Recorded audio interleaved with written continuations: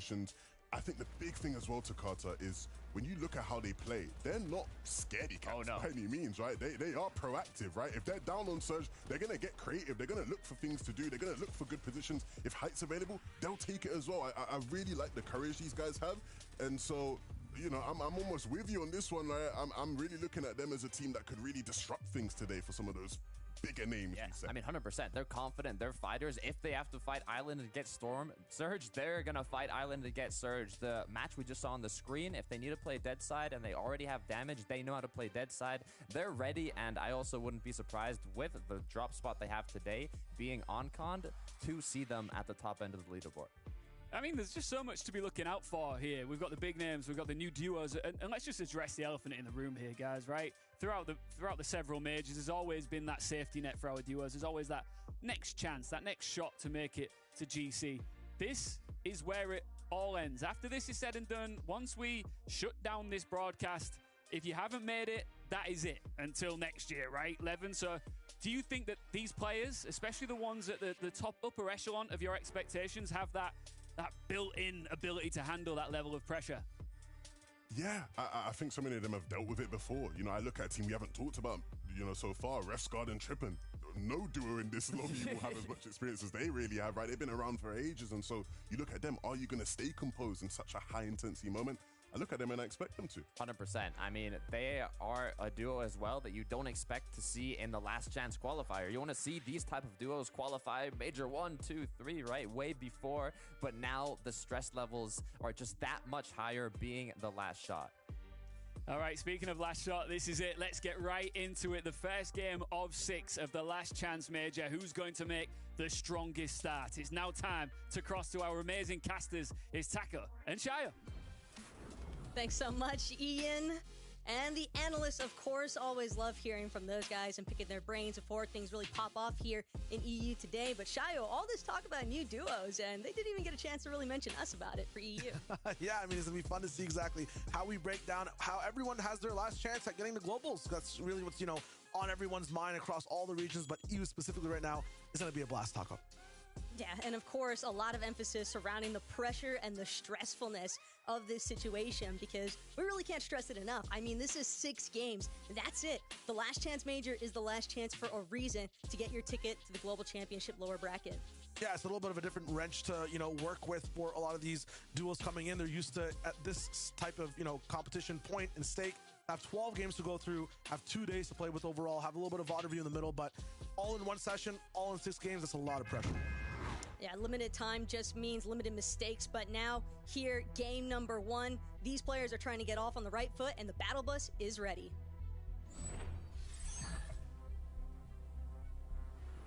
All right, let's see how everyone adapts to this new lobby. I mean, same spaces all around the map, but the biggest thing to kind of just look out for is the spire in the middle. We talked about it a little bit. Pablo Ingu, Bevies looking so good overall on Major 3 and would have just ran the entire tournament given even just maybe 2 more games. It's not even the full 12 overall that they played, but we'll see what they do with this one as they have a free spire now, Taco. That should change up everything for these guys going in game 1. Of course, I'm sure Pablo and Bevies are definitely excited knowing that they'll have this polluted spire uncontested and all to themselves. And given the fact that we saw them get a couple of Victory Royales every single time they were able to make it into that endgame portion, that's pretty impressive stuff. It's not easy to collect Victory Royales like that, but a decent amount of action already taking place on our north part of the map here. A few teams trying to see what they can collect in the process. Up top near Stilts, I believe, right now. And it's kind of surprising to see Genesis and Reason, expecting them to be a little bit more south on the map, but they switched it up before the day started. No duels going down just yet. These guys have something new cooking on the Frosty side. And what's interesting is that over at this stone tower, Giannis and Reason largely expecting to be uncontested here. There's me, Sloxe, and Citra, who had other plans in mind instead. They're just going to go ahead and keep on clearing out the top half of this building. Reason, meanwhile, crouching along the bottom, trying to make sure that he's able to collect some materials for builds in the process, because just look at those mats, Shia. I mean, only 2 to work with for the time being, and you know he wants to just take the battle into his own hands.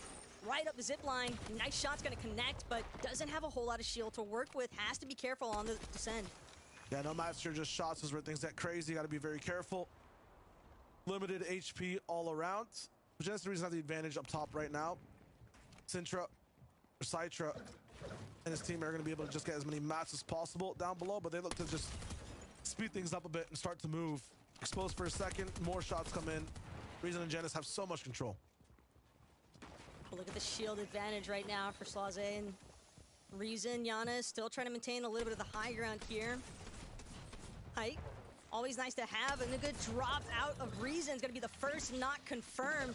An easy siphon collect as well, a little bit of build materials, and a pickup of just confidence here. When you're opening at your drop with an elimination to start, 2 versus 1 situation here, it's going to be tough now for Citra to even have a chance to escape, much less live.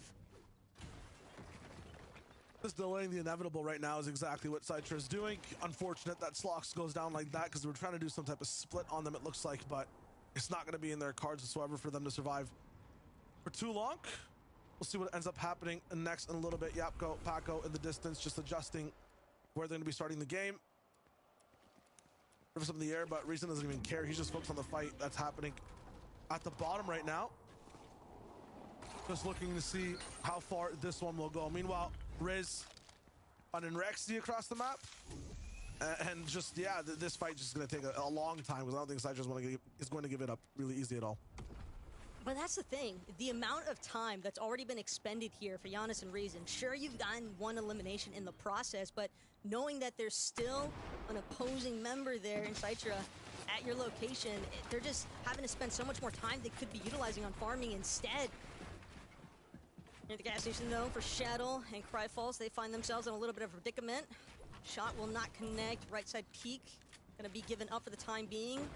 Now it's Tripper and Refs trying to see if they can find a moment to collapse here. And Trip, just doing his best to sneak around, has a pretty ninja-like position. And it doesn't seem as though there's going to be any further push, but Trip, he's got to work this one on his own for the time being, given that Refs is already out. Tripper and Refs guard. This is a fight they have to win with speed. A lot of the times they just end up taking it too long in these fights. Their position looks a little bit wary, and then after that, Surge has been an issue for them in Major 3. Now, though, Tripper, really good defensive options. Backing up, it's a 1v2, unfortunately. For this man, this might just be the end. Unseen, though, on this side, but nope, it's just the repositioning from Shrift right there. I mean, this is just unfortunate for the duo in terms of a game 1 start. They want to have 2 days to rock this one. Between with Janice and Reason, again, getting a little bit more northern as they go straight for Walks and Chapix. And they're trying their best to stay in the game, get anything done, get a little bit more aggression, but having that type of fight over towards the north and then moving so fast to another, they have no resources to really fight Taco, and they go down easy. And that's just so painful, though, for Giannis and Reason, because, again, they had to spend so much time just dealing with that initial duo at their drop. They didn't really get a chance to ever recover. And that's the thing, is that it's all too easy for another team to just stroll on in during that engagement. But a little bit of a slower down pace here for Crizzy. Already a couple eliminations to his name, so we'll have an opportunity to farm things out, but a nice breakthrough of builds, and it is just non-stop pressure here for Crizzy. Almost calling it close as well, but the Man Thistle will be enough to actually confirm that final elimination. So now it's all about just spending what time they have left in the early game to collect as much as possible in terms of heals and materials. Time to rift up. Yapko, Paco, moving in and actually putting the north side the most conventionally that we've seen so far. I think Yanis Reason just had a little bit of a hurdle on everyone else. These are not their builds for now, so they're taking up a old build fight that we saw go down at the very start of the game. It's nice how everything moves around. So a few teams have already fallen around, but you can see that everyone has their own little route they're kind of going through in this early game, fighting and not hopefully all inning a lot of the times, a lot of the teams that we see back and forth. Bala Alex Cod over at Shattered Slabs for them, getting towards the mid game, also slightly challenging. They want to be able to make it towards that 8th, 9th zone, really healthy, good on Surge. That'll be the biggest challenge here from Slabs. So many teams so much action. They can only handle, you know, just as much as they can.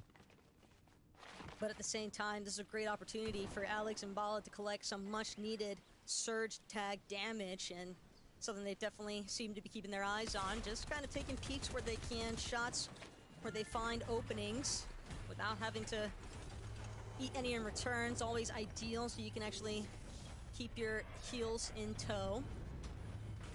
And just taking their time to farm. I mean, this vault opening as well, a really nice upgrade in terms of weaponry and heals available now for Alex and Bala. Yeah, they'll get it. They go in and out. It'll be all good. So meanwhile, people inside a hyperbolic time chamber, just keep your eyes on these two names. Bevies, Pablo Wingu, have some of the biggest strength coming in to this last chance major. And at the same time, just as a duo in a lobby like this, where a lot of the titans that end up stopping them in their tracks, a lot of the people that give them unfavorable options off spawn, they're not here. It just means that these guys have everything going right for them to get first place by hundreds of points if they played how they just did a week ago. So it should be very exciting for Bevies and Pablo Wingu. And Bevies, he's already looking to take matters into his own hands. Finds an opportunity to look for a quick and easy elim, and it's going to be the deal, it seems like. Fighting for his life right now up against the likes of Bevies and Pablo Wingu, and Savage finally going to be able to provide a little bit of backup next to Vidil. This will cause Bevies to pause for a moment, but it's all about the build destruction right now. Unlikely to find Mr. Savage and Vidil in a situation where they want to get pinched. So Mr. Savage definitely being mindful of any teams that might be more south of his current location here. He's got Bevies and Pablo directly in front of him, but he knows just how quickly other teams will look to line up for an easy third-party opportunity. And just like that, Savage already eating about half his health as far as shields is concerned. Man, it was not Archie 1 week. It's going to be Pablo and Bevies coming at you on a box for the last chance. I'm not sure which one is harder to deal with. Someone completely coming through off spawn, or you being in the sights, and the rotation of one of the most notorious duos that wins box fights so fast. It's going to be a long 3 hours for those guys here today. Moneymaker and Finayan, we saw their chance over in that third major as well. Biggest issue for these guys is just staying on the same page overall. When it comes to fights, sometimes, you know, they end up getting a little bit panicked and then don't stay together on rotations. We saw over towards the 9th zone, the 10th zone, Moneymaker in solo positions, Finayan in solo positions as well. Never together as a duo, but if they get that duo synergy locked in, it should be a nice 6 games for the two. They're very good at playing consistently when they are together, so that's what they need to aim for. Yeah, plus I'm sure that Finayan and Moneymaker are definitely happy about that cash collection they were able to pick up. Again, just some really nice resources. A beautiful shot, though, out of Ali with the Mammoth Pistol. 135 is a pretty substantial tag, if I do say so myself, Shayo. Definitely not the sort of damage you want to be eating all the way down on the low ground. Yeah, accuracy is big. Howley, we've seen him take those shots before, too. From now all the way to that 6th zone, he's just really good at capitalizing on any opportunity given to him. So much fun. Pablo Bevies, though, once again, just claims so much space with how they play. You got one box, you get a lot more. You got 2 casters. We'll give you one more mid-game analyst to explain how Pablo and Bevies are in this position. Minnie, what's up? Well, of course, the big talking point going into today is that Pablo and Bevies are actually uncontested at their drop spot for the first time. It's going to be interesting to see how they develop their Storm Surge strategies throughout the day, but for now, they've actually managed to capture that vault at their POI. Of course, they're guaranteed that, of course, if it does spawn there, so it's really, really great stuff from them. There's no other teams around to capture this vault, and of course, they are actually able to capture a cache as well. We see these guys fighting for their cache a little bit right now, so I think that could be what their Storm Surge strategy is for this game. I'm kind of intrigued as to how that's going to develop, though. Will they try and fight a little bit more for Surge, or will they try and base up? We'll have to wait and see. Sheesh. What? If there's one thing I know for sure, Shayo, is that if you are watching Pablo and Bevies with a plethora of legendary slurp juices, you just have to assume the best sort of outcome for them. No, absolutely, and 100% the other thing, too. They're going to fight. I mean, these guys fight nonstop all the way till that endgame starts. We see them on top of that island too, day after day, game after game. I just can't wait to see what this duo does. If they get 6 games uncontested, that's going to be huge. And I mentioned the island. It spawns in. Pablo's already there. Does not want to give this up for free. They got so much loot to fight with. Slurps. They have about, what is it? Maybe 2 minutes inside the storm. These guys are looking so good. Pablo and Bevies definitely feeling pretty good about this one. Bevies, though, did seem to eat a couple of tags in the process of rifting up onto the island. It's definitely something you always have to keep in mind whenever you're choosing to actually go for the capture point here. But they're definitely not alone. I mean, we saw as much as upwards of 18 Shio during the Major 3 finals. So wouldn't be too surprised to continue to see just like several or more teams looking to challenge, because there is so much to be won at the Rift Island, not only in the capture point, but just if you're able to establish a good positioning at height, then you can start maybe looking to try and control the lobby, control some of those teams that are looking to rotate further inwards, that have been stuck a little bit more towards the edge of zone and not giving them those free dead side rotates. Yeah, Pablo Levies are very good when they get that control up top. They actually block off a lot of sight lines from the top house. The team always thinks they have a lot of downward pressure for free, but they build out 1 or 2 more boxes and edit those floors, end up stealing away a lot of the pressure higher elevated teams would have. That's why they're usually 1,000 damage almost, or 600 damage above Surge, and then they can do whatever they want in the end game. Meanwhile, Kaizen Clement rocking in. It's always weird when I don't get to say Clement and Floki, but it's all good. You know, different times, same region. Hey, you never know, though. With the way that teams have seemingly been playing musical chairs almost, it feels like switching up duos every so often. I mean, wouldn't be surprised to see some teams look to return. But for right now, focus here on today. Belusi, Vortex, hanging out next to the reboot van again. Another team a little bit more towards that edge side of zone. And even though we've been in this like no mobility meta for a while, it seems as though a lot of teams have really learned how to adapt, and big part of it, Shio, is just not expending all of their mats during these rotations, and that's why we're seeing so many teams often opt to just try and play along that edge side of zone and focus more on surge damage. Yeah, it's also about using the right mats at the right time. I mean, if you're somewhere in the jungle biome, it's fine to expend them and then go for trees to just refarm completely.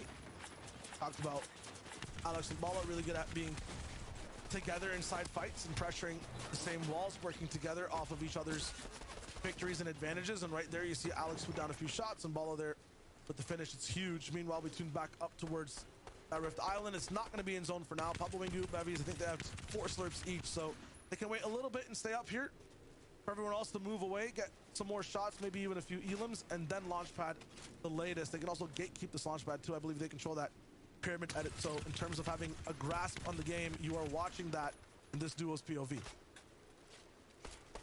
The only thing Pablo might want right about now, though, is a little bit more ammo for that flapjack rifle, so he can continue to be super suppressive if this team does intend to look for high ground at some point, which I would definitely expect out of Pablo and Bevies in terms of looking to just control the lobby inside of those moving zones. But as for Savage and Vadil, look at it just a little ways underneath that Rift Island, and honestly just waiting for a prime time rotation here.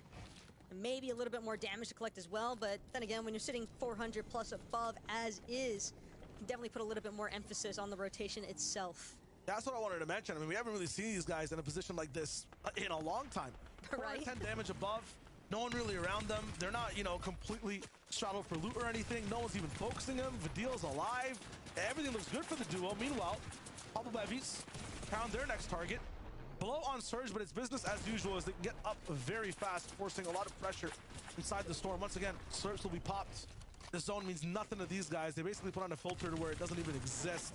They're playing in Ultra 4K HD. Meanwhile, everyone else, 240p inside these boxes. They can't even see where they're coming from.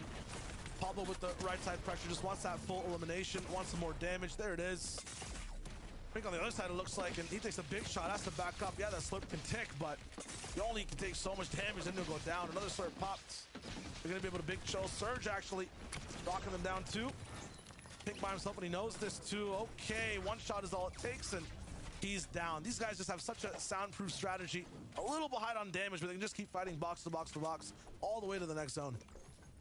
Definitely not at the damage threshold, though, that we've come to expect by this point from this duo, though. And Pablo and Bevies know it. I mean, they're working a little bit against the clock there, not trying to take too much damage from these actual Storm Surge tags. Hallie and Nefrizi find themselves in a similar position now, just a little bit below. One good shot on the man pistol would be all it takes, but this is the real challenge in a set lobby, Shayo. And even though it's the last chance major, nothing comes for free. Howley and Freezy looking for any sort of opening, but none of these teams are giving anything up. Just so many builds coming out, so many protective mats, a nice connection though finally from Howley off that man pistol. It's going to put them just above that Surge damage threshold. Slurp Plants also putting in work in terms of providing ample heals without Howley having to expend a Slurp juice just yet. But the water rotate, they know they've still got their work cut out for them. And they're not in the home stretch just yet. Yeah, tricky for Howley employing the strategy of looking for highlights on these shots. It's going to force him to be a hero instead of just a salaryman hiding free, more consistent damage overall. You just go for the Mammoth Pistol, it's going to be tough to stay on track for your damage. Meanwhile, 7 below for Bevies. Pablo Wingu, haven't really seen them in this spot at all, at least on the back half of Majors 3. Usually they're going to be good on damage.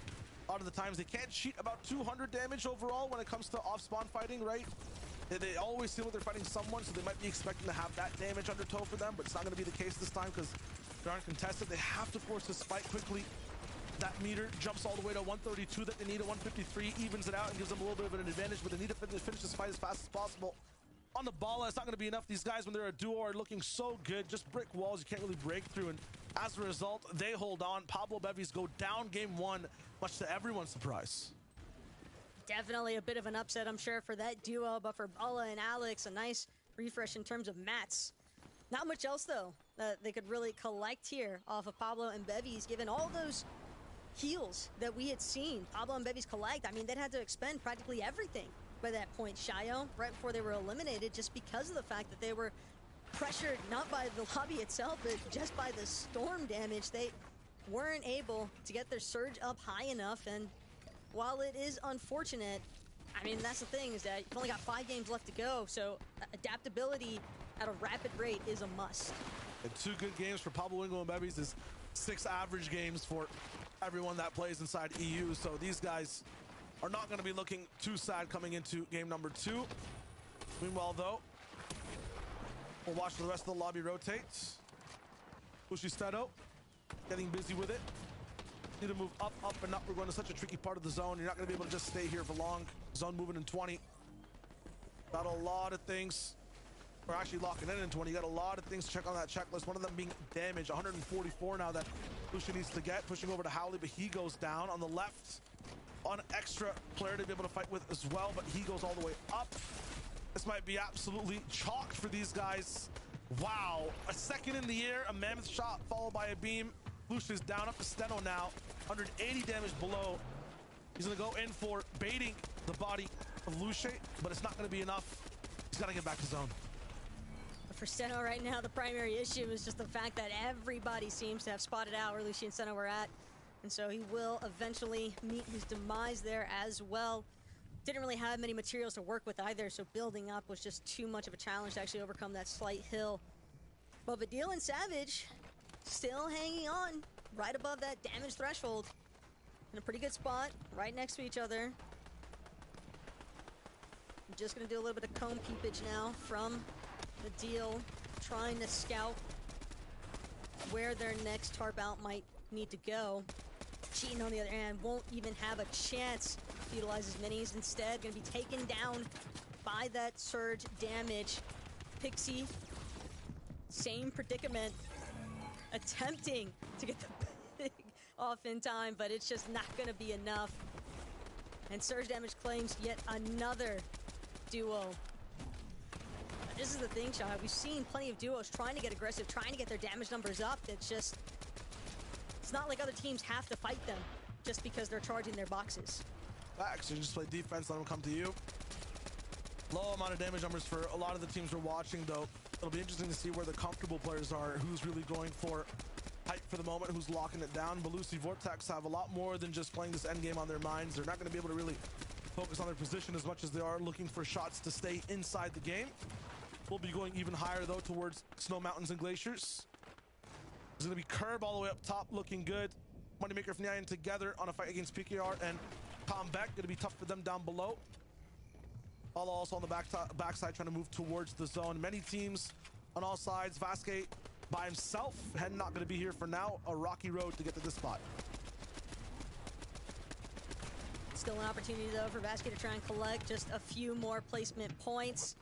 Knows that he's got a duo charging right above him, but positioning seems to be the priority for so many teams right now. As for Vidil and Savage, they're trying to work their way through these mid-ground layers. There's just so much congestion starting to build up because of the natural terrain that these teams are going to have to actually start building over soon. Enough. These moving zones, they're about to be brutal for so many of these duos that are just caught on that slight hillside. It has been brutal. I mean, no mats at all for a bunch of the teams on this low ground. Vidil split from Savage now, so this is where trouble starts. We're basically watching two solos play now. Vidil going for anything in terms of damage tags to keep both players alive on different coasts of this end game. I've seen the box hit a little bit down, and now Vidil will go for the chase. No mats left, so he has to get this elimination wrapped around the box. The interrupt's insane. Vidil gets Nipsey down. Not many mats to play with, though. Him and Savage in the same box is going to be huge for these guys to just split mats and stay together. Meanwhile, up top, Fire Bro and Curb looking good, stopping Fian from getting towards that glacier. You want to stay so high elevated. I mean, Belusi, good shots right now, but you've got to get towards the top side of this map. Bedmist available to be able to play catch-up slurps as well to get them back inside the game, but it's still going on miles away from them. Savage now by himself. Vidil got him to this spot, but how far can this rocket shine? With no mats left, Shayo, I believe that Savage is in quite a tough spot. He's trying to do a desperado play, and it's not going to work out in his favor. Winds up falling to pressure from other teams breaking through his builds. Now Bala, same predicament, likely to be taken out by this team's on height. And for Curb and Fire Bro, they're just doing their best to try and stay ahead of everybody else. Try to keep charging towards that front side of zone from height. Kaizen now, another solo in this lobby, trying to make it happen without Clement by his side, but with only 4 builds remaining, so many of these teams just in such a tough position because they can't tarp. They just have nowhere left to run. They're relying on just praying no one's going to be on the other side of the builds they break. Lucia, though, has got all the way to this spot, past all that turmoil. Firebro up top has expended all his mats to be able to have that position. So Lucia, depending on what he gets over here, good fish for the tools to be able to win this game, maybe even in a 1v2 type style. Unfortunate though, no connections here just yet.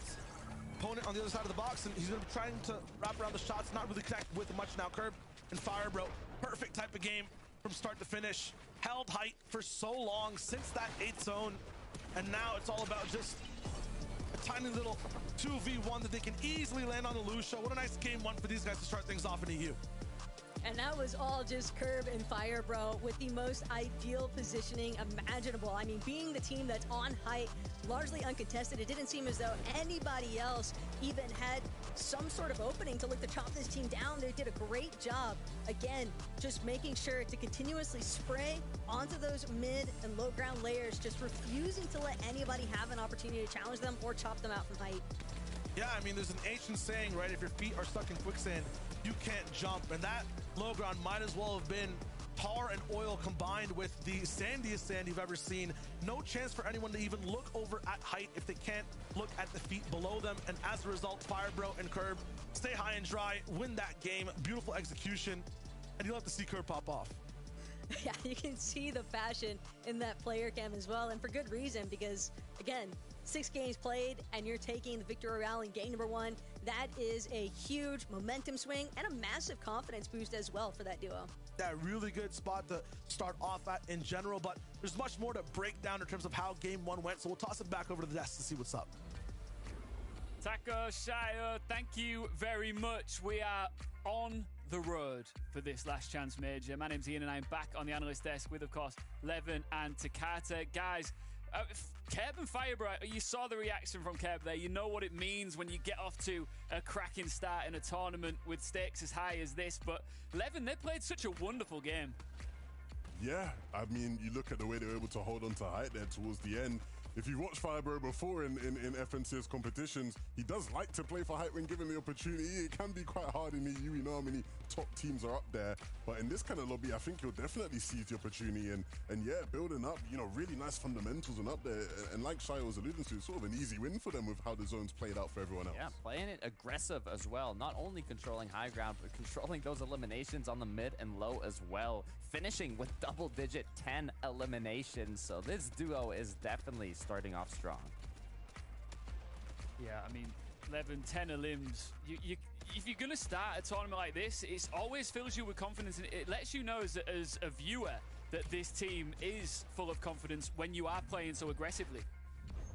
Yeah, and I think personally for me, one of my favorite things to see there about that endgame is Kerr, but towards the end, no AR ammo left, right? Like, that to me, that's important, because sometimes I see teams on high and you know, the fragger or someone's up there and they've got like 300 ammo. I'm like, why spray? Keep spraying, don't stop spraying. Towards the end and no ammo, he has to just drop down and proper take fights. Like, they know what they're doing when they're up there, and they were so relentless, so aggressive. A 10 elimination win to start the day, that's no funny business. They ain't messing around. Yeah, and listen, they're up there, not just in-game, but on the leaderboard right now as well, of course. Let's take a look at the standings.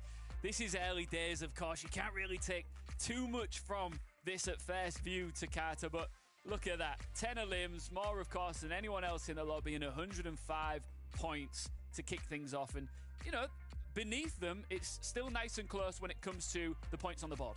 Yeah, and remember, this is the qualifier, well, the last chance qualifier to the Global Championship, so that top 9 is what we're looking at here. And although first place is all the way up at 105 points, the qualifying range currently for the Global Champs is at 52 points with Moneymaker and his duo partner. Let's take a look at Vortex and Belusi, Levin. I mean, we didn't really highlight them coming in, but they're in a good position here in 8th place. Yeah, I think when you look at overall, even just everyone in that sort of top 10 range, not necessarily the names people are expecting, right, in terms of just like some of the bigger ones and some of the fan favorites, but all formidable players, and I think Vortex and Belusi fall into that category. Again, at times in this last Major 3, we saw some struggles, but I think here in Last Chance Major, clearly in their element, clearly feeling a bit looser in the way they're playing. And that can be what it takes sometimes, right? Maybe the grand finals will be 8 for you, but here in Last Chance Major, you find a bit of confidence, a bit of form. Yeah, I mean, it's not like that 12-match format from grand finals. It's 6 matches to be played out today, and we will see who makes it. So starting off strong is important. All right, of course, we hyped up our winners of Game 1 there. Let's look who just fell just beneath them. Of course, Lucia and in his duo in 2nd place on 84 points, Takata. Oh yeah, 2nd place, 84. Let's see how they were able to do it. I know we saw them in those last moments of the end game. It was actually Lucia, as you can see here, getting Elim after Elim, not missing his shots. Pinpoint accuracy, and it's nothing I wouldn't expect from a player like Lucia. Yeah, I think when you see Lush in his element like that, you know, there's not many players that are better when he's fully feeling it, he's fully confident. You know, I'm used to seeing him. It's weird, the sort of dynamic at the end there where obviously he's fragging out on low ground, right? Way back in the day, right, we'd expect to see him where the winners of the game were, right? Up on height, that's the kind of style they'd like to go through at times. But I think it's good to see him sort of making things work. The key thing is, though, right, is you can only rely on solo clutches so much, right? You don't want to be going into every game and relying on Lusher to make a solo clutch happen. You want something a bit more sustainable in terms of a game plan. Yeah, absolutely. And Levin, look, if you're looking for solo clutches, if that weight is on your shoulders for a long session like this, it's not necessarily going to pan out. Let's take a look now at the 2nd page of the standings here. Let's look at the 10 to 20, 11 to 20 range here. And look, like we said at the start, Levin, there are some big names who are yet to pop off as much, but it's a long road ahead of us. Yeah, I was looking at Video Mr. Savage in some of the mid-game and thinking, oh, hold on a minute, we're actually getting to see them play out a game. It feels like so long since I've got to see that, right? Where we're not just seeing them trapped in the Naughty Nets area. It was interesting because I think some of the earlier thresholds, right, they were able to get surged relatively easy, whereas you saw them start to fall behind and it turned into a very much stereotypical game they've had this season where they aren't together to do it, right? They are just split off as solos, trying to make things work. And they're going to have to really lock in and be that duo we know they can be, because if they can consistently get to endgames to Carter, I don't doubt their ability, man. The fundamentals are there. Savage knows how to lead an endgame. They just have to get there together. Right, and get there with a good amount of loot. I mean, after post-island, they got into the kind of chain reaction of being on the congested side of zones. So when those moving zones actually started, they were already low on materials, low on loot, which caused them to get split up and ultimately not having the best game. Yeah, I mean, Levin, at the very beginning of this show, one of the first duos that you wanted to highlight as one to watch, of course, Janice and Reason. They didn't get off to the perfect start here. They were contested right off spawn.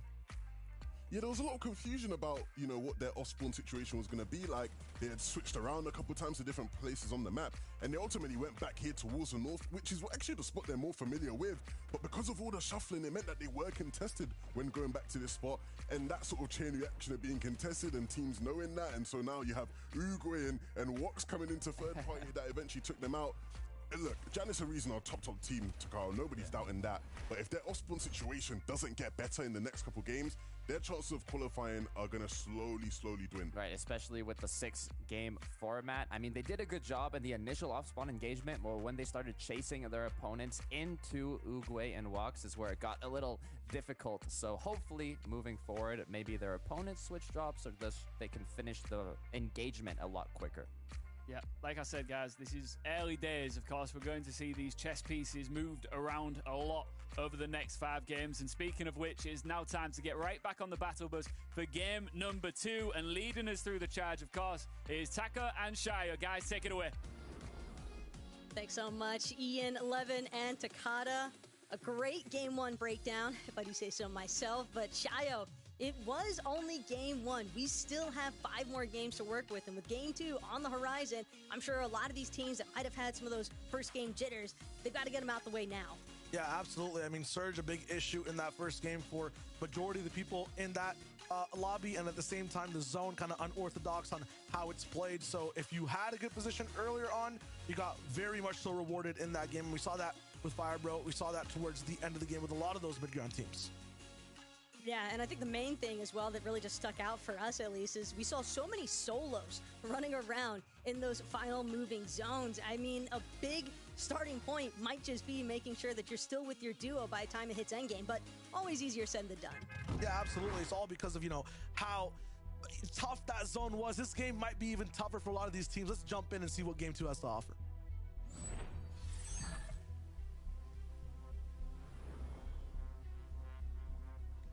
And again, with game 2 now underway, for a lot of these teams that didn't get the start that they were hoping for, I mean, this could be a great bounce back swing of energy that is much needed when you find yourselves a little bit further behind than you might have anticipated. And again, some of the adjustments, though, that we saw from a couple of our duos, most notably, I think, Badil and Savage, we saw them at 12th. And again, I think that switch of the drop spot has already seemed to bode pretty well for them, even though it's relatively early on, you know, not trying to jinx it by any means, but definitely a pretty strong start in comparison to what we saw in finals. Yeah, I definitely want to see them get even better, do even better. Meanwhile, Janice Reason looking at possibly a teeny type strat, going to different spots all around the map. They'll lock in towards even more north side situation. No one here right now. Probably just a flex glide on that upper part of the map. Yeah, Cetra all the way to the left now. They're not going to be fighting for that little outpost. Wingu already off the spire and moving. And those are the kind of adjustments that, you know, you could maybe expect to see from a team with as much experience as Giannis and Reason. And I'm glad that Levin even mentioned on the pre-show, we're talking about all that team really needs is just like that huge boon of confidence back in their play, that swagger that we've seen both of these players have in the past. And they definitely still have more than ample potential to bring that right back. 100%. You want to make sure you're good to go, ready to fight. Want to be here for all 6 games today. There's a reason because they are just a little bit unfamiliar as to what's going down on this side of the map when it comes to this overall state of the tournament. Have to be careful with every new spot that they go to. You have to be very vigilant that no one's just waiting inside houses, doors. We saw a little bit of that inside the finals last week. Yeah. But lSavage, though, they're not going to be able to, or they're not going to have to deal with that. They're going to be fine doing their little split. Definitely plenty of places for a team or a solo to hide inside of that beef and bounce, so definitely don't blame Giannis or Reason by any means. But for Astral and Lazen, they've got F9 in their sights. Not trying to let him go for free by any means. Gonna force him to expend a handful of builds here as he looks to sync up with Moneymaker, and now it's Astral building up ever so slightly, trying to chop out the builds there for Moneymaker. Will be successful temporarily, but now it's a chop for Astral himself as he drops. F9 gonna expend one of his last slap splashes as well. And that little boost in energy could be enough for F9 to actually look to close the gap here. But again, the real trick is just getting that time to elimination down, Shio. Just making sure that you're not spending too much time on these engagements, looking for those eliminations or surge damage, because we've seen just how quickly other teams can look for their third-party opportunity. Yeah, he's gonna run, get to step 2 in terms of the overall plan. Sometimes they'll either get stuck on step 1. That's exactly what's happening to Anki right now. Pops on the other side, looking to see if he can help with this nice little split that's going on in this fight. Up against Crizzy, who did live overall in terms of early pressure in game 1. Now in game 2, having a bit more trouble. Third party coming in from the long distance, making this even more difficult for everyone to fight in. But it looks like it'll go the entire mile as these guys on this side, props to, they're not going away. No such thing as the respect for the 1v1 when it comes to Fortnite competitions by any means. Got to be careful when you're actually looking to charge what's directly in front of you in case your backside isn't closed off with an edit. But for Crizzy and Brandman, still trying to work their way through. A little bit of top-down pressure now for Crizzy as he keeps shuffling his way around these boxes. Finally gets the opening he was looking for, and now it's just non-stop pressure with this flapjack rifle. But it's the other duo from a distance that's going to force Crizzy to have to reposition here, nearly getting the better end of Fergans in the process. And Crizzy, he's still just trying to push forward, but that pressure from the duo from a distance, it is just putting so much in terms of damage onto both of these teams trying to duke it out. Last life here, but a good shot from Anki. It's that much needed siphon back. Madness available too to keep rolling. And one last mini from Crizzy's body. It's Carbon Fibro coming in. Really good idea to actually close the distance, as they know they've done so much damage to so many people. Seen the shield cracks as well from far away. Now they can just come in and shoot at whatever moves. Brand down. Crizzy's duo gone. Curb though, I mean, you made this fight and you're gonna be able to see it because it was so loud. Actually interacting with it puts you in the same position. More third parties now looking at these guys, and they're also collapsing in closer too. Look, the closer you get, sometimes it is not desirable to try and look for a cleanup situation here. Pen and Bask now falling victim possibly to their own strategy. They wanted to collect some freebies, instead have to now be mindful of Firebro and Curb. But Pen reconsidering his actual approach. Gonna choose to get himself back up to 100 shield just to make sure that if he continues looking for a fight, he'll be in the healthiest position possible. But Curb and Firebro think their danger instinct is starting to go off here. And they're looking to reposition entirely. They already got what they were after. One elimination there for Firebro is enough damage for the time being. They don't want to expend much more than what they have to at this point. Hopefully going for a back-to-back for those guys.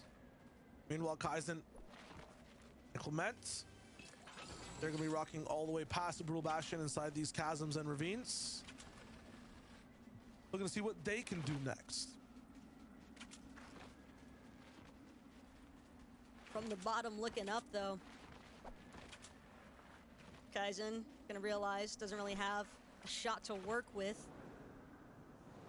So they're just gonna keep going through the northern part of the map, seeing if they can start rotating maybe a little bit more towards that mid-map area. Granted, it's always gonna depend on which way the zone actually winds up pooling at the end of the day. That'll be the ultimate dictator as far as how these teams choose to rotate.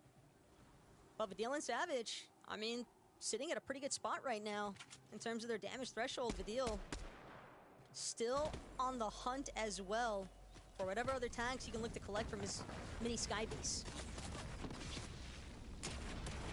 All about landing good shots. Really important in box fights too is Hype and Cringe up together right now. Need to keep winning more fights to stay ahead of Surge, to be on a good game plan for their overall game. It's Aliscott and Bala again, who are just very hard to crack when it comes to you pushing them and you fighting them. Defensively, these guys are really good at looking out for each other inside box fights. Seems as though both these teams have a decent ways to go now as far as that next zone pull is concerned. But Hype, Cringe, they're not willing to let this one go just yet. They've spent enough time here for them to determine that finishing out the fight now is kind of a necessity at this point. And based on Hype's loadout, it seems as though he might be looking for a possible opportunity to see if he can get better heals at this point. That med mist quickly running out. Small ticks from the Storm, obviously not a threat just yet, but still annoying enough for Hype to know I've either got to invest or rotate. And I thought it was going to be an invest moment here for Hype and Cringe. Instead, it's full swing into the rotate idea now. This is what they're going to be rotating into. Many fights happening on the middle and left side of the map. Demon and Lucia, second place overall on the board, second place in game one. Trying to translate that to stay on the podium for game number 2. We're gonna see what they can do from this box that is being pressured from a lot of sides. On the north, people are walking by. What's going on with Reason over at Stilts? They're also making their way into the game. Yenis, a little bit more success inside this game. Nice shot, good control. Got the loot, max mats. They're looking very healthy this game. But look at that pincer tactic from Reason and Giannis. One attacks the front side of the box, Reason goes to the back side of the box, and there's really nowhere for that solo to run. So a nice, quick and easy elimination there for Reason and Giannis as they continue to rotate around, but a little bit more threat from a distance here as Reason will have to utilize some builds. Just tarp out a little ways. But he does still have enough to get his shield back to practically full. So not much stress just yet for that duo. Not just yet. I see the mini signal in the sky, so I want to see what Mini Miner Man has to say about this one.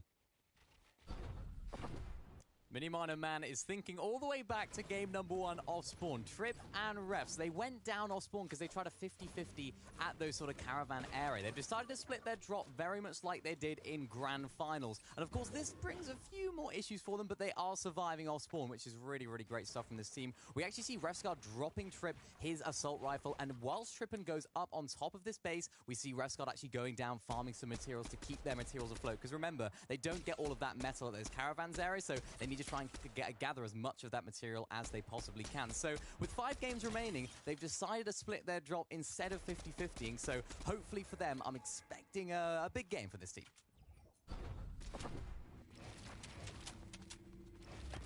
Splitting the drop, splitting the responsibilities as well. Tripper in there on damage duty.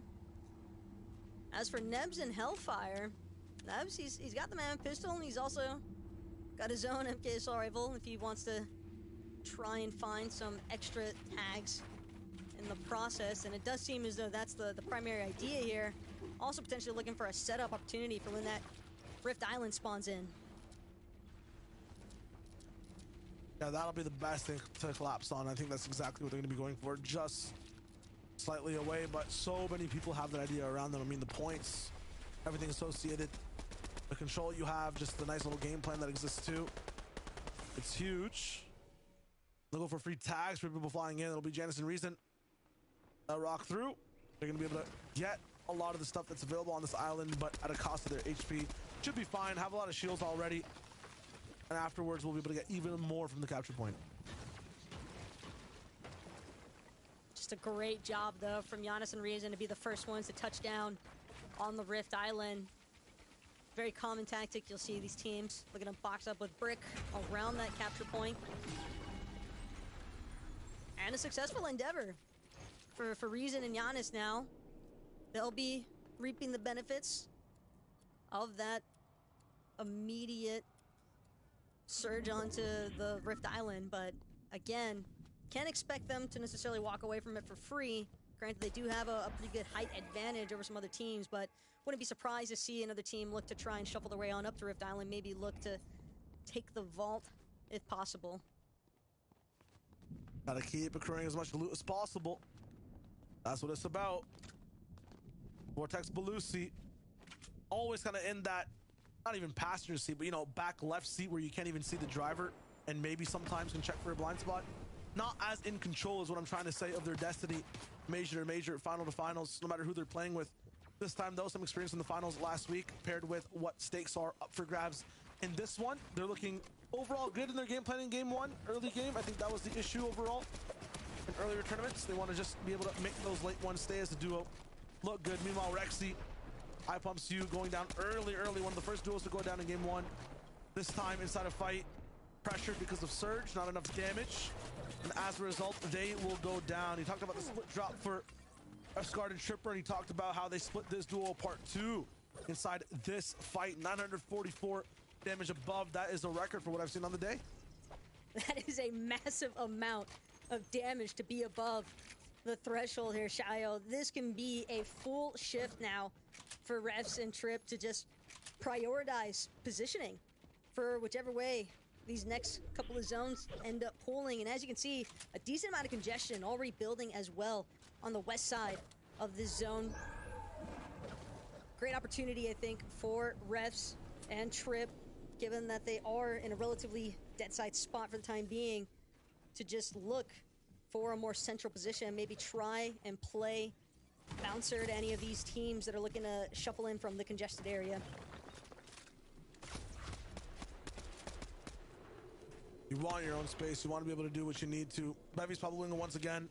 Not having as many early fights to take, not having that free extra padding on their surge trash, and having everyone kind of just used to what happens now towards Rift Island and used to the drop in every single box earlier on. They're having a little bit more trouble staying so ahead on surge. Somewhat more reasonable zone overall for them to fight with as well. They try to surprise all the way up top, but seeing as Bevies is not going to be able to make that mantle inside the box, so he is allowed and welcome. The door is open. Please bring on it some more. Knock on it again, because we'll take that loot for free. Riz and Rad looking good right now. I've never seen somebody be so prepared for another person to jump into their box than what Rad looked like in that moment. For Pablo as well, that shield crack sound possibly alerting some of the other teams on this island that he is not exactly in the healthiest position. He might have been just far enough that teams aren't able to hear the fact that his shields were cracked by the storm surge damage, but yet again, another crack here. And now for Pablo, it's gonna have to be a bit of a Hail Mary decision here. He needs to find some damage and find it quick.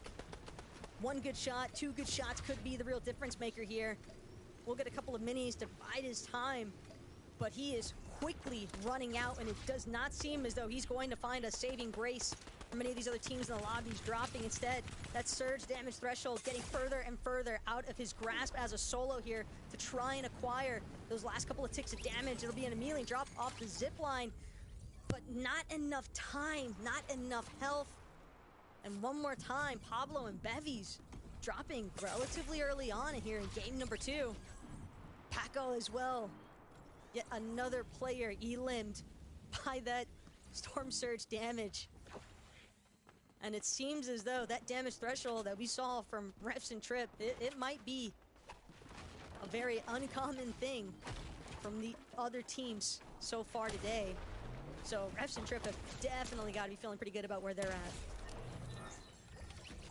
Kaiser want to be there. That's some good damage. Honestly, I don't know what all these guys are doing that we're watching. Paco, Pablo, if I'm them, I'm just walking up to a box and landing a 500 damage pump shot. I mean, it's pretty simple, right? You just gotta do 600, 700 damage to stay above everyone else. Just land the big shot, right? No, it's not that simple at all. You can only wish. And so many people inside these boxes are going to be low HP for Clement to do just that. Her Fire Bro not looking as icy as last game.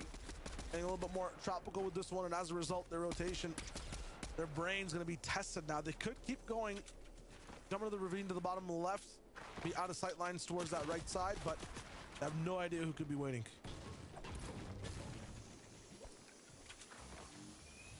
Some of these teams just trying to be built a little bit different here. And Curve and Firebro, while they don't necessarily have a whole lot to their name, they might be okay for the time being. Not really looking too comfortable as far as that damage threshold is concerned. Barely above 24 last we checked. But they definitely need a refresh of some sort. Refresh, whether it's for materials or for heals in general. Ammo can also go a long way. Tripping refs. Their damage threshold, again, still sitting plenty above where it needs to be. As these two now look to move a little bit deeper into the zone. A decent amount of traffic behind them as well. Trippin' Revs have got to be aware of some of the congestion that's starting to build behind them. And again, with some of those teams already entering just inside the edge of the zone, have to expect some of them might be looking to get a little bit of a sky base going and play a little bit of keep away from all these other teams trying to push in. If you're Giannis and Reason right here, Taco, what are you doing to get in? Full sprint, full send. That's really their only option at this point. They have to basically just ignore everything that's going on behind them. They've got a clear line of sight, and they're just doing everything they can, torping as rapidly as they can, taking shots where they might find an opportunity, but again, they know just how much ground they have to cover, and they know just how crucial it is to actually find themselves inside of the zone as quickly as possible, because if you get caught out on these edges, again, it's just so easy to then be further suppressed by not only the congestion working its way alongside you, but those other teams that are also already in position in zone in front of you. 100%. I'm liking the two-stop shop approach as well, where you really focus on that glacier first while coming in. Want to get as close to it, want to just focus on any people that are up top there, kind of get all the other stress factors out of the way, and then wait a little bit, and then move because they have the time. Now, Firebro and Kirk can do the same thing. They're looking to have these trees block off sight lines and get close to that glacier, but they don't have the same amount of time to get in. They don't even have the same amount of HP to be at that point. And, you know, you're talking about some of the tertiary stuff. The primary thing is they have no mats, so having the option to move up that glacier is not going to be the thing either. They have to stay down below. They are going to be able to get in for now. But you look at that next pull, never mind. Is that a collapse shot too? Both of them down, that's crazy. Free pickup for Fnyan, nuts. Not even a chance to look at the next zone. They didn't even get an opportunity to breathe from entering the last one. But that's just how quickly the rug can get pulled out from underneath you. One moment, you've got the victory royale. The very next, you're scraggling your way into the zone, and still, it's not good enough when facing up against the likes of some of these other teams, putting themselves in a slightly better position than the game before. But that's the other thing too, is for a lot of these players, you kind of just have to take every single game as is. You just have to play it out as if the one before you didn't exist. Because the moment that your mental starts to fold, the moment you find yourselves panicking or hesitating in your shot calling decisions, that's where things can really start to break down for you. For Kaizen, wary of the team on his backside, full pressure right now into his box, doesn't even get an opportunity to look for backup from Clement. Instead, Clement, he's gonna have to forfeit any sort of opportunity to look for a counter elimination. He knows 1 versus 2 is not the predicament he wants to be in, so he continues to just try and charge as deep into the zone as possible, but working his way from these low ground layers, it's gotta be so much paranoia, Shayo, when you just see all of these builds existing in front of you already. Yeah, but not a space that Clement's been a stranger to before. I mean, this man knows how to be inside that clutch driver's seat. It's actually very comforting to watch a lot of boxes in front of you, especially built up with brick, and you don't see anyone editing on you in front of you. You know, these guys are just kind of focused on the next thing in front of them. They're not going to be really focused on you. So more of a saving grace than paranoia overall. Vortex Belusi inside that same spot. You see everyone have that bounce back as well. They're going to be focused on just staying low key, because if you edit, you're going to be in trouble. And luckily enough, we don't see Belusi go down. There is a minute for the zone to move, and it is a bounce back the other way. These guys have max position on it, so this res should come through easily. For everyone else, they've had experience coming up this mountain.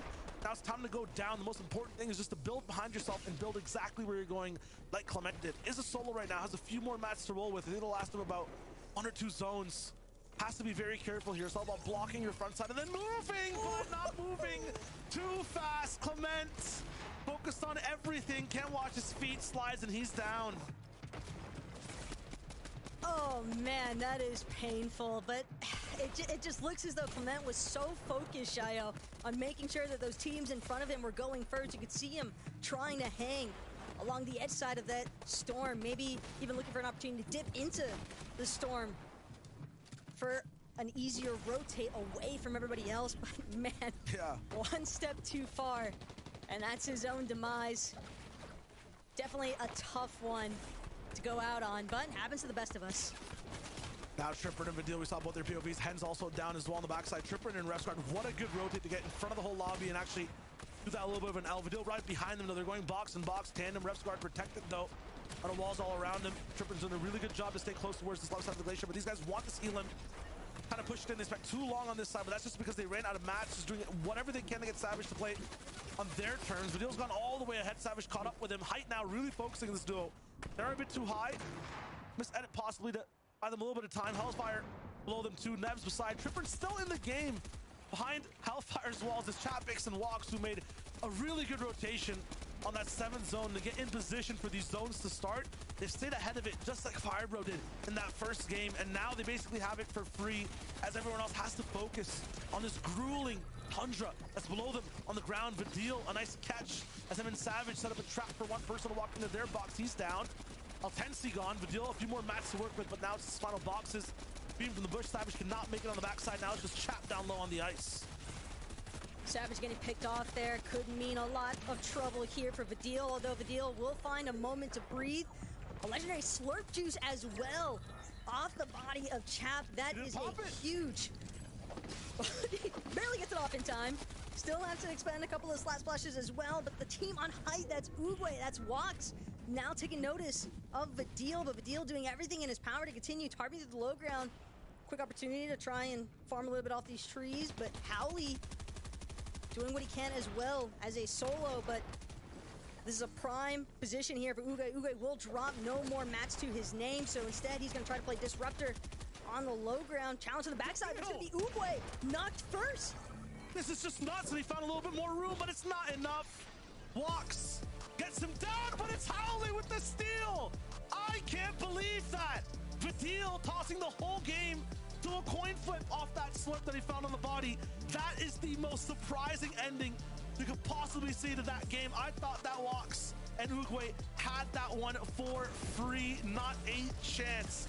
Gotta love Howley actually maximizing everything from his position. How do you even get there is the big question. Healing and Storm for so long, he finally climbs all the way back.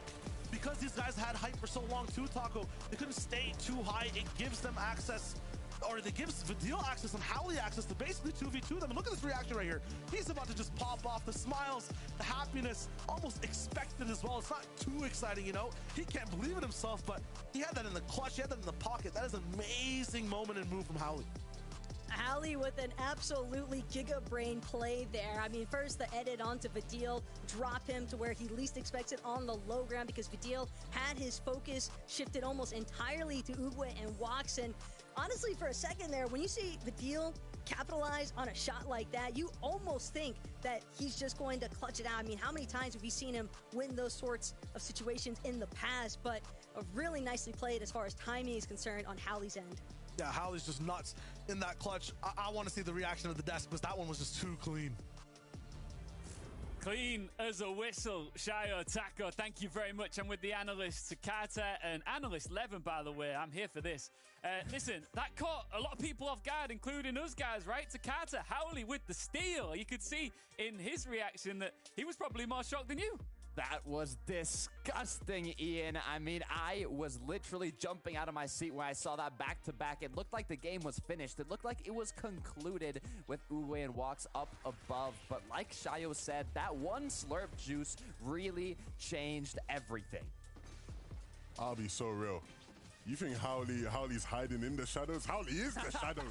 Nobody knew where he was. He was just lurking about. Look at this. He's in a bush. Nobody even has a clue where he is. Hitting every single shot as well. Vidil just drops down into his boxes. Like, I honestly, in that endgame, I didn't even realize. I thought it was just like a 1v2 in that situation at the end. I thought the game was done. But Howley to steal it away, like Shayo says, what a game from him. And I love how humble his reaction was.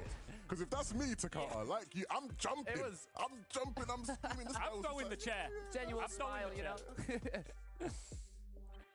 All right, let's take a look at how that victory there has affected our standings and just the entire game, really. Of course, this is a very manuable circumstance here. We're going to see it chop and change as we roll along here. Kerb, look at Firebro, they maintain that top position, which is always a beautiful thing. But, you know, we talked about Vidil and Mr. Savage coming into this, Levin, and they showed up big here, and they've leapt up 10 places. Good performance. Yes, very, very strong performance. Again, we got them in endgame, and they were in a much better situation loot-wise, Takata, which I think definitely helped out in terms of that endgame. And overall, when you look at this duo, I think one thing that has to be stated is, as much as we're all Mrs. Savage fanboys, right? I'm the biggest one here, realistically. Vidil needs his flowers. He needs his flowers because this guy at times has been so elite in throughout his career, and this season especially. When he's asked to frag, he'll frag. When he's asked to lead the team and tarp and claim low ground and do all the things you expect an Nigel to do, he can do those things effectively. And to hold on as long as he did in that game, big. Look, there's a reason he's an FNCS champion. Levin, Vidil, Savage. This is what I love to see, right? It's crazy what happens when they actually get off spawn and make late game. Uguay and Wox as well, showing up here, Levin, in this game too here. You know, a lot of eyes on them now moving into game 3. Yeah, that felt like some old school EU action. Uguay versus Vidil. I thought we were turning the clocks back a bit, but for this duo, seeing Uguay up on high, it's been so long, I feel like, since we've got to see something like this at this stage. I think the big thing is obviously they ran out of mats, right? They ran out of gas a little bit, and you can see where they were just sort of creeping towards the end on the last little cone here, where they're like, do we drop down yet? Is the timing right? And it didn't quite work out for them. They got stretched a bit too far.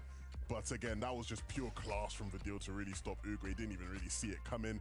I'm excited, though, by the prospect of this team being involved in these endgames to come. Yeah, I mean, it's refreshing to see these duos going head-to-head. They bumped up 20 placements on the leaderboard from almost closing that game out on height, but also Howley from that VR, 25 placement points up the leaderboard, and not only that, motivation for the upcoming matches. Huge jump. And we're going to see some teams dropping as well as moving up. Let's take a look at 11 to 20 here as well, of course. We're going to see lots of movement. Trip and Refsguard, 31 places up. Strong stuff, Takata. Looking dangerous, looking lethal. Refsguard, Trip, veterans. We talked about them in the pre-show. I'd love to see them popping off here, making use of all that legendary mythic loot, getting those refreshes, getting those elims. It's just, you know, I just puts a smile on my face. But once again, with those solo clutches, it can only last so long. They need to be up as a duo to claim those high point matches in the late game. Yeah, I think the key for that duo is, of course, it's early doors, right? You know, the big jump up. It's game 2. They didn't really get to play game 1 outright. They got sort of limbed off spawn quite early. These guys are not going to be 50-50 off spawn, right? Minnie talked about in his little segment, if these guys are actually going to get the chance to play out games, we're going to see that consistency from them. They're going to get out, they're going to be proactive in mid-game, they're going to be way above Surge than everybody else because these guys are used to getting Surge in much more difficult lobbies. Again, it's just about picking up the pieces in the end game and making things click there so they can stick and get a bit more points than what they're currently getting. Yeah, Levin, do you expect to see these guys continue to leap up? And just a reminder for you guys watching at home, of course, that little grey barrier there that says top 9 advance to the final. Of course, this is the last chance major, which means the EU teams that finish here in the top 9 will be the last to take spots in the last chance major from our region. So you can't underestimate how vital every single game here is, Levin. And every single time you jump up, whether it's from 50 up to 40, 40 up to 30 and onwards, it's vital, right? Yeah, it's huge. And I think, you know, in terms of asking me what am I expecting, I think game 1 threw me off the scent a little bit. I was a bit like, what are we getting here today? I don't know what's being cooked up. after game 2, I know what's cooking. I know what I can expect to see, and I'm ready for a meal. I'm ready for a big meal today. Oh yeah, feast is being cooked. I mean, some things I want to see as well. Pablo Bevy's not the best 2 games to start it off. I want to see this duo kind of show what they're really capable of, but also that cutoff for top 9, qualifying to globals. Like you said, Ian, 52 points game 1, jumped all the way to 82 in game 2. So it's a rough competition, and these duos are gonna have to do their best to make it. Levin, all this talking about cooking's got me hungry. I'm sitting here hungry now, bro. But if you're going to say you know what's cooking, what do you think's cooking for the next game? Who do you expect to perform? Who's popping off? So I really want to see Pablo and Bevies start to cook, because for me, the problems we're seeing them having aren't the kind of problems we would have expected, right? When it comes to this duo, the only issues you would have seen them having would have been things to do with off-spawn, right? Of course, if they're contested, if there's a team third party off contest. But in these couple games, you've seen them, going down on Surge, losing fights you expect them to win. They have to start to turn that around, and I think they're going to start to see that and see them finally cook. Well, it's crazy to think that after this next game, we'll be at the halfway point. We are flying through this last chance major. Let's get right back into the action with Taka and Shia. Thanks so much, Ian, 11, and Takata yet again. And look, we all want to see exactly what these teams are cooking up for us here today. We've seen a couple of interesting strategies already, but so far, Shia, it really just seems as though a lot of these teams are just trying to play to their own strengths. Yeah, they're just feeling it out. First 2 games is usually where you have that, plan on paper, and you want to see how it reacts to the actual field itself. And after these 2 games and a bunch of, once again, winter zones, it's all about looking to see what you can do next in game 3. How do you adapt to some of these harsher zones that are happening overall in the EU? It's always tough, right? When you're seeing these teams try to make these almost impossible rotations actually happen. But game number 3 might be the difference maker here for our teams today, as we're ready to finally head in.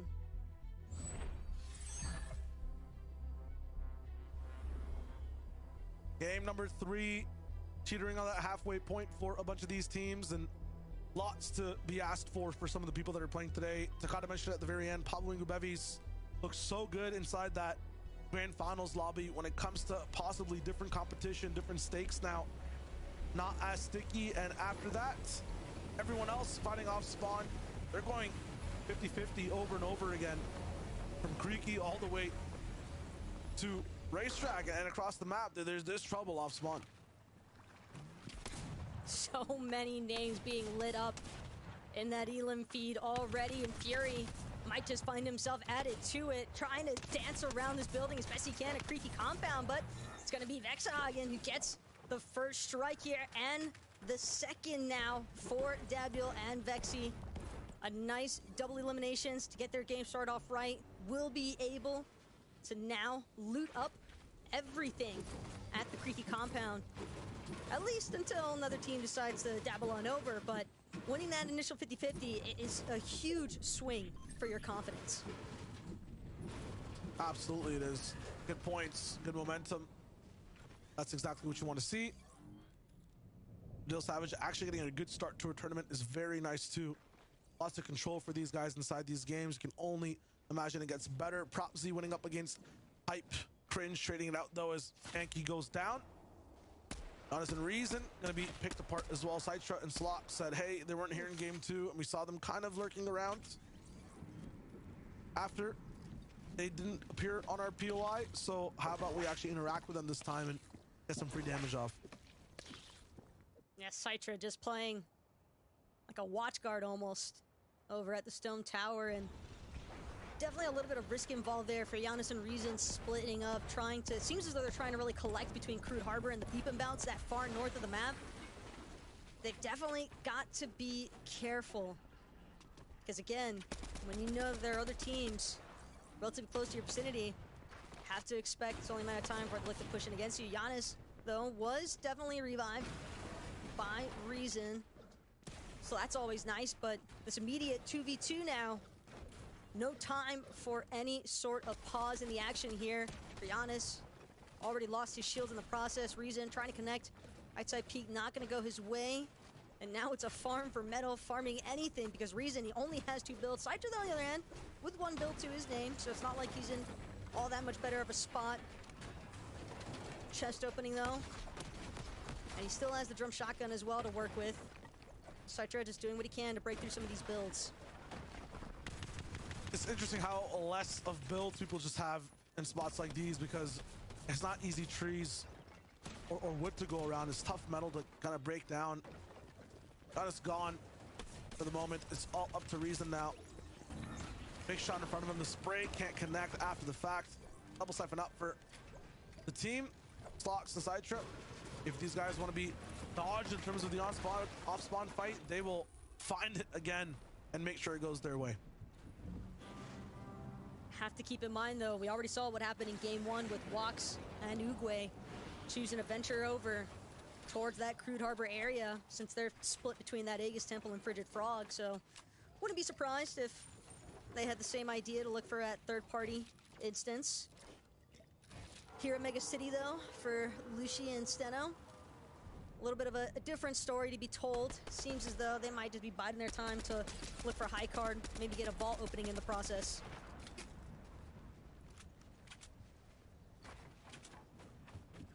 Want to be able to get that loot. 121 points for Curb and Firebro up top. Looking good just hanging on for now, but no one really breaking past everyone else in the competition. It's really nice to see how these guys are adapting to that 6-7 zone change. Doing a really good job at rotating when they have advantage. Lucy Vortex, unfortunately, looks to be business as usual. One player down, a little bit of trouble, but they're doing good on the day still. And make it that top 9 and stay inside it easily. Might be a tough spot here, though, for Belusi as he continues to just chill inside of these bushes over at Naughty Nets. And for Hen and Vosk, I mean, one thing that we've talked about before that we saw Vidil and Savage struggle with during those finals in Major 3, they couldn't really translate their drop spot into ample surge damage to put them in a position where they could actually play those mid to late games like what we've seen from them so far today. And so for Hen and Vosk, knowing that they're contested by this other duo, it does give them that opportunity, I think, to look for that surge damage that can be so difficult to collect. It's very difficult, and it is very uncomfortable too to be contested at that spot. It's also tough to see that, you know, the people that are contesting you are so high up on the leaderboards too. As Hellfires will find their own way there. Everything going good for them right now. And it was really interesting to see these guys in that last game rotate and be just slightly lagging behind everyone else, because usually they're really on top of rotations, end up going early sometimes too. Especially for Winter Zones, they've had some of the most experience with it inside Major 3. Firebro and Curb can win games, can play position, but can also, ooh, I was about to say take fights. 2 walls you can't edit, Cone on top of you as well. Firebro boxed up, flopper style. Just seems as though Fireball might have dropped one layer too many there. Didn't seem as though he had the full intention of trying to actually slide that low from his teammate Curb, and Curb now waiting to see if he can look for an opportunity to pick up his reboot card, I'd imagine. But it's not going to be easy with Hen and Vosk essentially looking to hunt out anybody else who might still be hanging out in that area. Holly and the Freezy, though, just east of the Citadel, and trying to leverage some of that height for some damage as Clement. It's a pretty big shot. Evan Kaizen still fighting at it.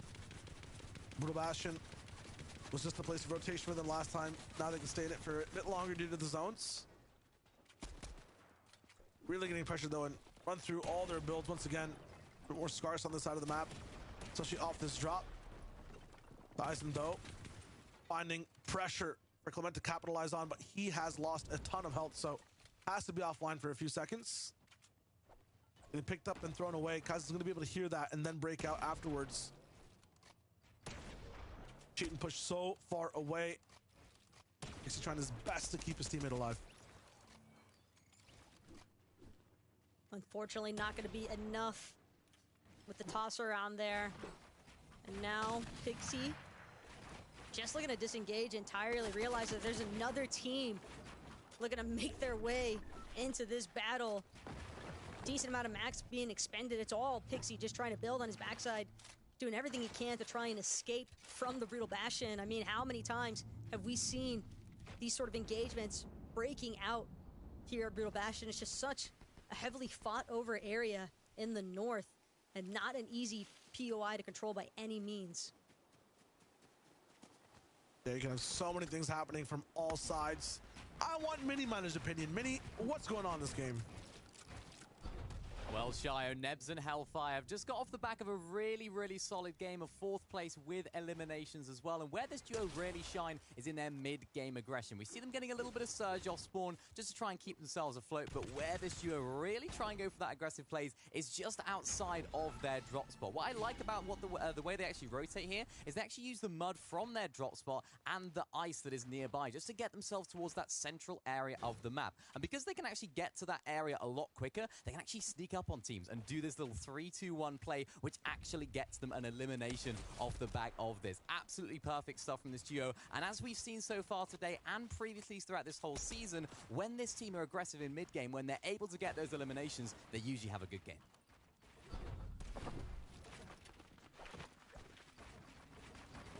Some nasty shots there from Nebs and Hellfire. I mean, imagine what it's like for Astral just not even having an opportunity to react even.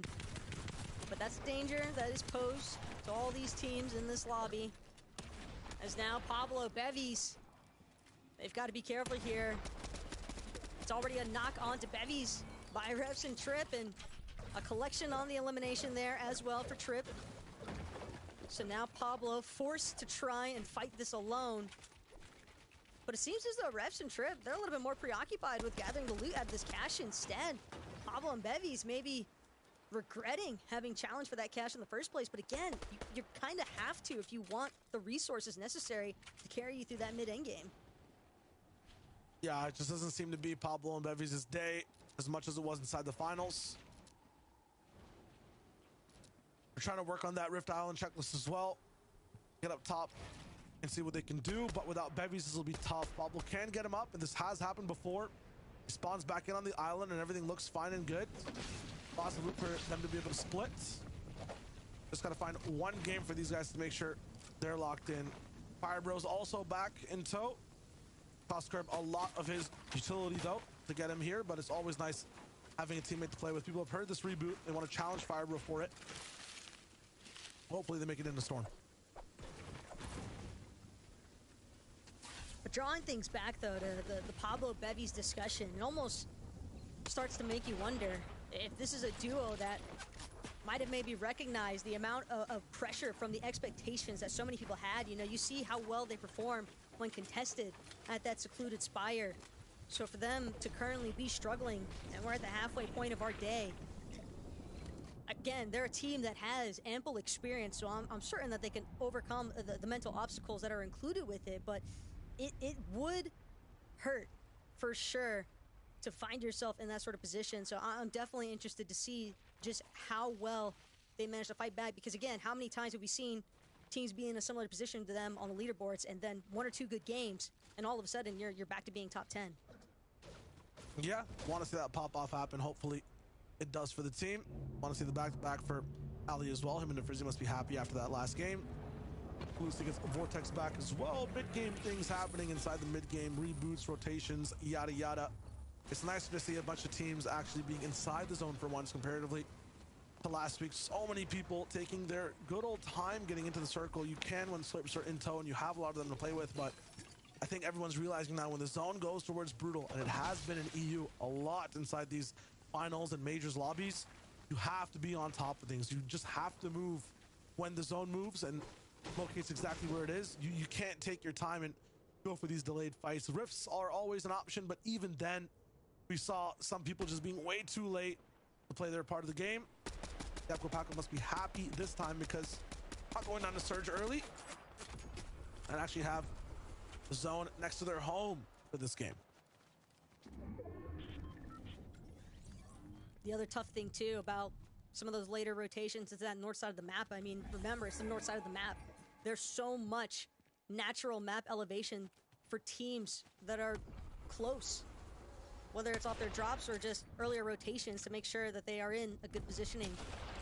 It can be really difficult when you have teams working with that natural elevation. Just doing exactly what we see Yapko and Paco doing right now. I mean, they're utilizing a little bit of height here to just take pot shots at anyone that they spot trying to run around closer towards the zone. As Refs and Trip reminded that the Mammoth pistols will always exist in these lobbies. Definitely not happy about having to expend some of his heals there for sure, but it's what you have to do. You've got to make sure that you are healthy enough on these rotations, because you never know when a 3-2-1 Mammoth pistol from a duo is going to be the end for you. No chance for that to happen now, though, as there is no duo to face. It's just Pablo. I've been really going for this, but I just talked about how this might not be the best decision looking at how those zones are going, and this is very, very typical to what is happening with us running Tripper in the finals. Now in last chance, they want to make sure that this is a speedy fight. I know they're ahead on Surge, but losing position is not going to be the best in this next zone. I know it's just zone 4-2, but these mistakes and decisions will compound way later into the game. Although we found a 1v1 though against Refscar. Tripper lost in the sauce right now, and Refscar taking a lot of damage. 3 slurps, and Refscar should have a few of his own. Round 2 now starts for Pablo in this intense fight in waves, and unfortunately on the backside another team comes through against Tripper. You would think that there wouldn't be that many teams still lingering inside of the storm, but no, it's going to be another solo. No, not a solo. Astral playing a little bit further up. But still, the fact that Astral and Lazen were nearly able to cut off Trip and Refscar there, they might have possibly even extended Pablo's life here for the time being, because it does not seem as though Trip and Refs really want to stick around for much longer. So Pablo, we saw him with 3 legendary slurp juices. That might just be enough for him to continue clutching out just 1 placement higher in this game. I see how long he can actually hold on for. Also talked about just, you know, how the game is going for people who are actually prioritizing the zone, what you kind of have to do inside of these winter circles, these snowy circles, and Firebro, Curb, who are just bent on playing position as much as possible, are going for the biggest wraparound all the way towards labs. Not looking too lonely though, as a few other teams are also trying for the same type of strategy. Some people actually reaching way towards the zone to maybe even block off a few, but the zone can only really pull up more. It's the most dangerous thing you can do. Firebro and Curb staying way ahead of it. Might not have slurps or like the greatest super utility, but a flopper as well as a medkit should just heal anything that's happening from taking this big damage coming in from the zone. Last thing I want to see though is those builds on the mountainside, and Curb instantly reminded of what it is exactly that he's trying to rotate into. It's not going to be feasible to look for a dead side approach here with so many teams already positioned on this mountain. Yeah, it's actually fine if these guys weren't like so bad on Surge, but the fact that they have to elect for the option to shoot some of these builds and come in from the zone dead side is the toughest thing. They have the game right in front of them. They can now just pull all the way north and then go left, and it's a perfect Firebro Curb experience. The issue is, just earlier in this game, they did not land enough shots. A difference of 4 shots, or maybe even just 1 Mammoth pistol to someone's head, cost them game 3 entirely. Yeah, medkit's available. Yeah, there's so much here, but this is just doom for Firebro unless someone runs into his box and then just disconnects and he gets a free 300 damage. Yeah, you'll see Propsy already running away. They're going and electing to go that north side. Demon Bless, Nyan, everyone that's on that left is going to be stuck. Not going to be able to make that rotation. I want to follow Propsy after this. They kind of just steal the essence of Firebro and Curb and just get the game going. They'll keep pushing as north as possible before cutting left, and there's nothing that Firebro can really do now. Matt's looking good for the moment, but he can't build and move at the same time and heal.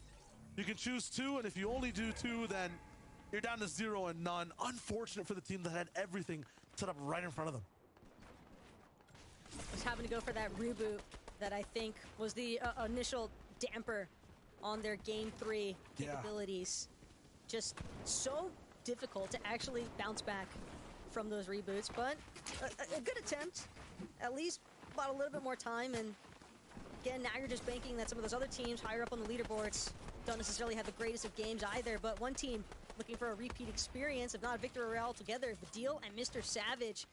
they've got a great spot currently on the edge of this mountainside. They know that they're basically situated on that secondary height layer for the time being, but you're going to see those teams from the mountain now being forced to drop as that zone closes in just a little bit further, pulling away from the mountain, but still enough on the side of it to play spoiler if these teams aren't careful. Gonna be tricky, and now they have to move towards that right side. That's hellfire. This is usually where they end up tripping and falling if they do. But if they stick together and everything goes fine, endgame should be so good for these guys. Very good at traversing some of these tricky zones, but here we go already. Toughness from all sides, stuck in the same box. Nice extension on towards the right from Hellfire to buy them a little bit of room. Have that slurp, can't keep moving. I think they can take the brunt force of that damage maybe one more time before then they're in trouble. And they don't have slurps to actually take over towards endgame. They still need that utility. They're not built different totally like that, where it's just them and their bodies needing that slurp to go for a height take or make it through some of these tricky zones. But just like Mini Miner pointed out, one thing that they definitely have going for them is that earlier mid-game aggression and the elimination put them in a good spot as far as their surge damage is concerned, so they can at least choose to maneuver with a little bit more time, a little bit more poise, essentially. Not necessarily as forced to rush things through. And Trippin and Revsguard, they make it happen with the rift in. This has been a pattern. Great spot. Yeah, on EU over and over again. People just rifting in, barely even moving. Everyone's so focused when it's a winter zone on what's happening in front of their box that no one can even focus or fathom the people flying in from the sky. So nice for Trippin and Revsguard.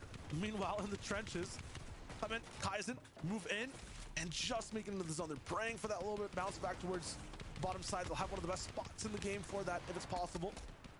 But if EU is anything, it's not merciful when it comes to these zones. If it bounces back towards that north side, if it stretches and goes max, this is going to be tough. We'll find out in 2 seconds right here as everyone's shooting back and forth. Lots of room for Clement and Kaizen to work with. It just goes a little bit towards the right. So now everyone's going to be shoved in, having to move up mountains right now, starting from molehills.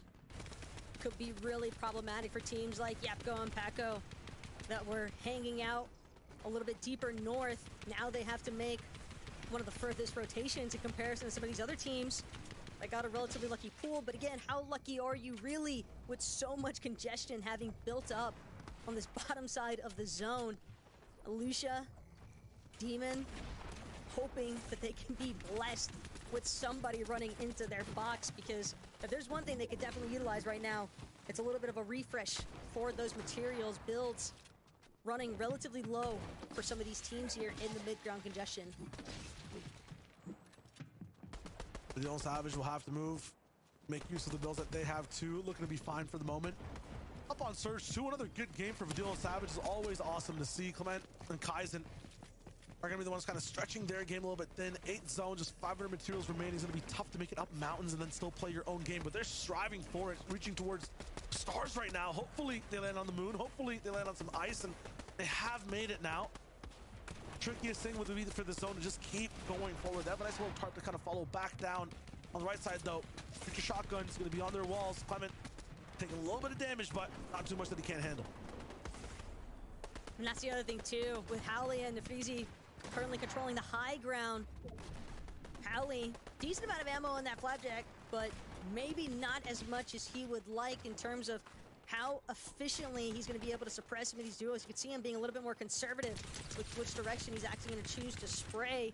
Recognizes there's some teams trying to ramp all the way down. He's going to force duo to essentially drop entirely. Still good on builds. Clement, Kaizen, different story. Now relatively low on builds, but they got the natural terrain to work with, and it's going to be a way outside rotate all the way down ultimate low ground here for Clement. He's just going to slide complete bottom. Knows that when he's running low, this low on builds, got to start trying to duke it out in the low ground. Gonna be tough. These guys are basically just clocked out now. I mean, Nebs and Hellfire in front of them, not gonna be able to get those through those walls easily.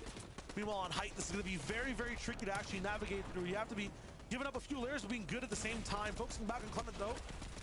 Moving in, really going for an all-in here. Once again, full defense. Might not even find too much, but spraying right through the builds. There's one, can hopefully find the next two. It is good for Clement and Kaizen. That's Vexy down. A big pickup.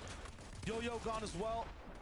But moving now, Kaizen low, might have just left him behind. Tripper by himself too, as Rush guards the cost to get to this position. No builds left, and that zone will keep moving up and up hills. Tripper just doing what he can to crawl around on the low ground. Medmis, though, practically out at this point. It's all or nothing at this point. He's trying to run into the zone, but he just doesn't have the time and the zone. Look at it. That is insane. Going up one of the biggest mountains in the game. Clement somehow from low is making it possible. Nebs has expended everything to get to this spot. Now he just has his bullets, and he goes for the second player running outside of the box. After that, sees that everyone in front of him has 7 seconds to find some type of elim. Lots of damage. No siphon, though. Zone moving slowly so he can actually catch up on the right side. But everyone still has to move up. He has no builds left and no time. He's gone. Paco now also one of the people who was leading these tarps is going to be absolutely flabbergasted as well. More people coming in from the bottom side. This is one of the most brutal zones we've ever seen in Fortnite, and now it's forcing everyone back down the hill. Howley, who had height, not to this point now, down in the slums of the snow, and he can't do much either. A few more builds gotten. The Frizzy's somewhere, but he's not next to him, and more people dropping in this box. Howley is also down. Now it's just the Frizzy, and he has no mats. There's no builds left inside this endgame. And that's the problem, is that the team that's on height is just having an absolute field day, non-stop spraying down onto everyone below. It's F9, it's Moneymaker just playing devastators to the entirety of this lobby as if they didn't have enough to worry about. Marine gonna try to get a piece of the action instead. He'll wind up falling here. It's Propsy Hero doing what he can to try and recover some sort of footing, but the legendary Slurp Juice, the Medmis, they're only going to buy so much time. Moneymaker will wind up dropping here, doesn't have any builds, knows that he can just play the aggressor here, trying to hunt out these players that are left standing, but it's a solo situation up against the likes of F9 and Moneymaker. And the zone just one more time, Shayo, keeps being as brutal as ever with the way that it's pulling over height. And that's all it takes. F9, Moneymaker, they don't need to find that last solo. They just needed the zones. That is just nuts from F9 and Moneymaker. Big props to them to navigate all of that, stay on height. Called it out in game one. When these guys live and are together, they can do absolutely great things. And they took so much to get to this spot too. You cannot ignore the fact that these guys look perfect in one of the hardest zones we've ever seen, in the biggest stakes we've seen inside EU this year in general. Everyone else too trying their best to make it up. So many elims all across the board. People who look so good, usurped on high ground, lost inside the mid. That is one of those wrench-throwing games. You have no idea how much that could shake up the boards, Taco. Yeah, it's not even like F9 and Moneymaker had, you know, the highest amount of builds to work with in the world either. They just didn't really need them because everyone was just so devastated by the way that that zone was pulling the first place up over the mountain face. I mean, you see the never-ending ramps, it felt like. Everyone just trying to run upwards, but just no room left to go. And when you have a team controlling height like F9 and Moneymaker did at the very end there, they were just picking and choosing exactly which direction they wanted to suppress. Yeah, tricky game, and lots of our top 9 teams lost in the Avalanche. Who ends up king of the mountain, though? The desk has the answer to that question. Thank you. I hope we do have the answer. That's what we're here for. Thank you very much, Saka and Shayo. I'm with Levin and Takata on the desk. Game 3 is in the books, and F9 and Moneymaker making it rain from the high ground. Levin, it was top stuff because that was a really difficult end to the game for everyone involved. That zone was nuts. Like, you do not see zones like that every day, I tell you what. But these guys handled it so well, Ian. I was, rather surprised. I don't think I should be surprised, though, because they're actually getting coached by Pink, right? And Pink's already qualified. We know Pink's one of the better IGLs in EU. So I think the fact that they were so composed, they had a game plan to deal with this zone so well, I think that just goes to show, the extra effort they've had and the extra help they've had coming into this game. Yeah, I mean, coaching, big part of Fortnite, especially recently, a lot of coaches putting in the work. But what I love so much about F9 and Moneymaker here is you could see with that difficult environment, they were making the adaptations needed to continue successfully as the game goes on. For example, they were connecting to the natural environment, to the mountains all around instead of previous structures that were built like you would in a traditional end game, but really played it by the book in that sense, took it from the height, and honestly, those last moments, they didn't even have to really get an elim. They were just waiting in zone, out healing, and it led to the VR. All right, look, we're at a crucial point now when it comes to standings. Let's take a look at the leaderboard. And a reminder, the top 9 teams here get spots in GC, so it's vital that you get a good position, especially at this stage. And look, let's start with Vidil and Mr. Savage here, 11, dropping a couple of places. I'll be real. I'm not too worried. Just because, of course, it wasn't as good as the game prior, but they're still here. They're still about. I think Vidil and Mr. Savage, everyone's going to have their fingers crossed. I think the lower and lower they drop, right, I'll start to get a bit more scared. But I think for the most part, if these guys can continue to play how they played in the past couple games, they should be well on their way to qualify. Yeah, I mean, I'm with you here, 11, because we don't have that kind of factor as we did in previous tournaments for Savage and Vidil, where they might have a very rough early game, and we don't know if they're going to make it to the late game. But even though they dropped a few points, they still made it pretty close to that late game, and they were in the moving zone. So just making it that far, if they're able to consistently do that for the rest of the matches, I'm pretty positive they'll keep their spot in the top 9. Yeah, I mean, Levin, you're going to be thrilled if you're in this top 9 situation, if you're within the environment now at the half-time point.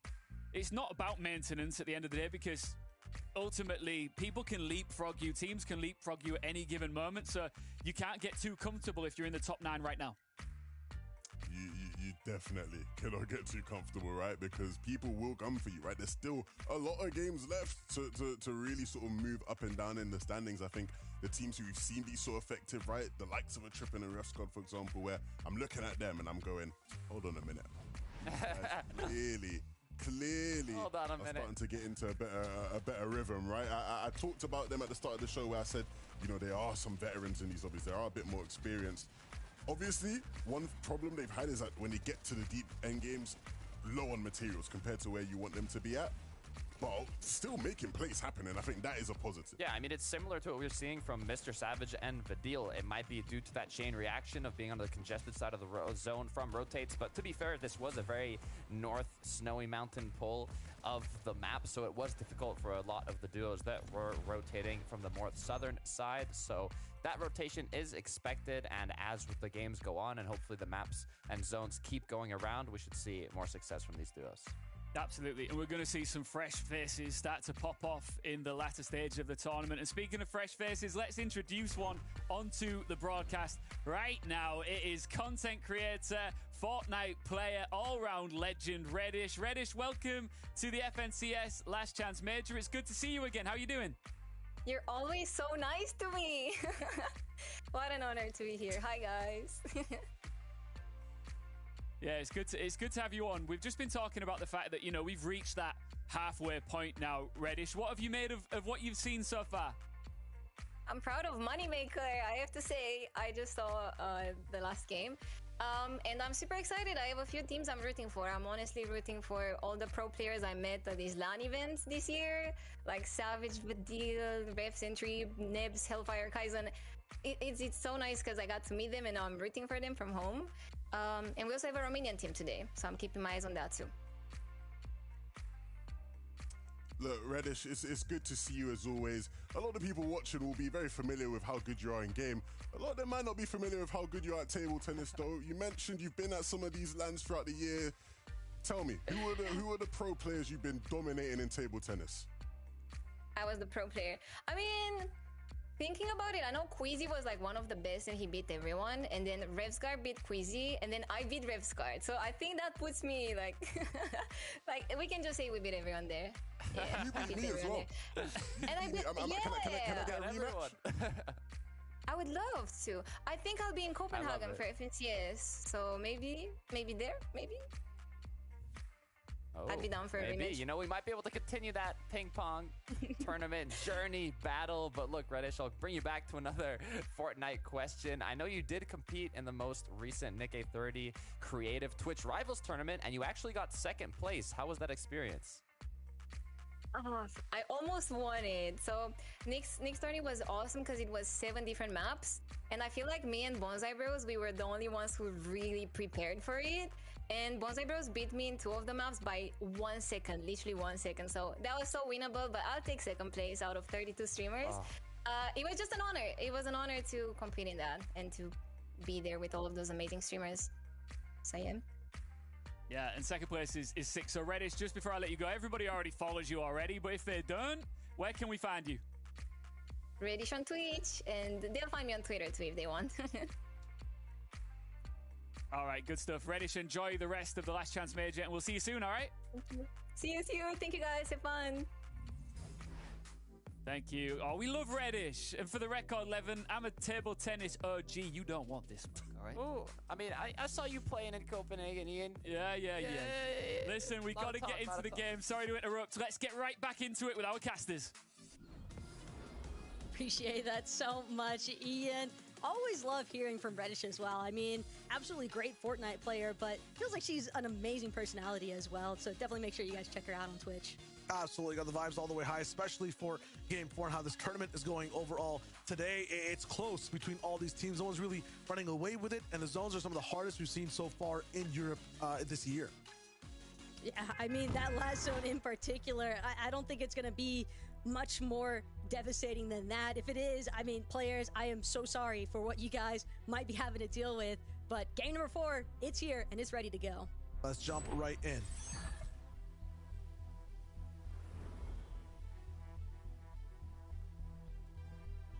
All right. I mean, we'll see.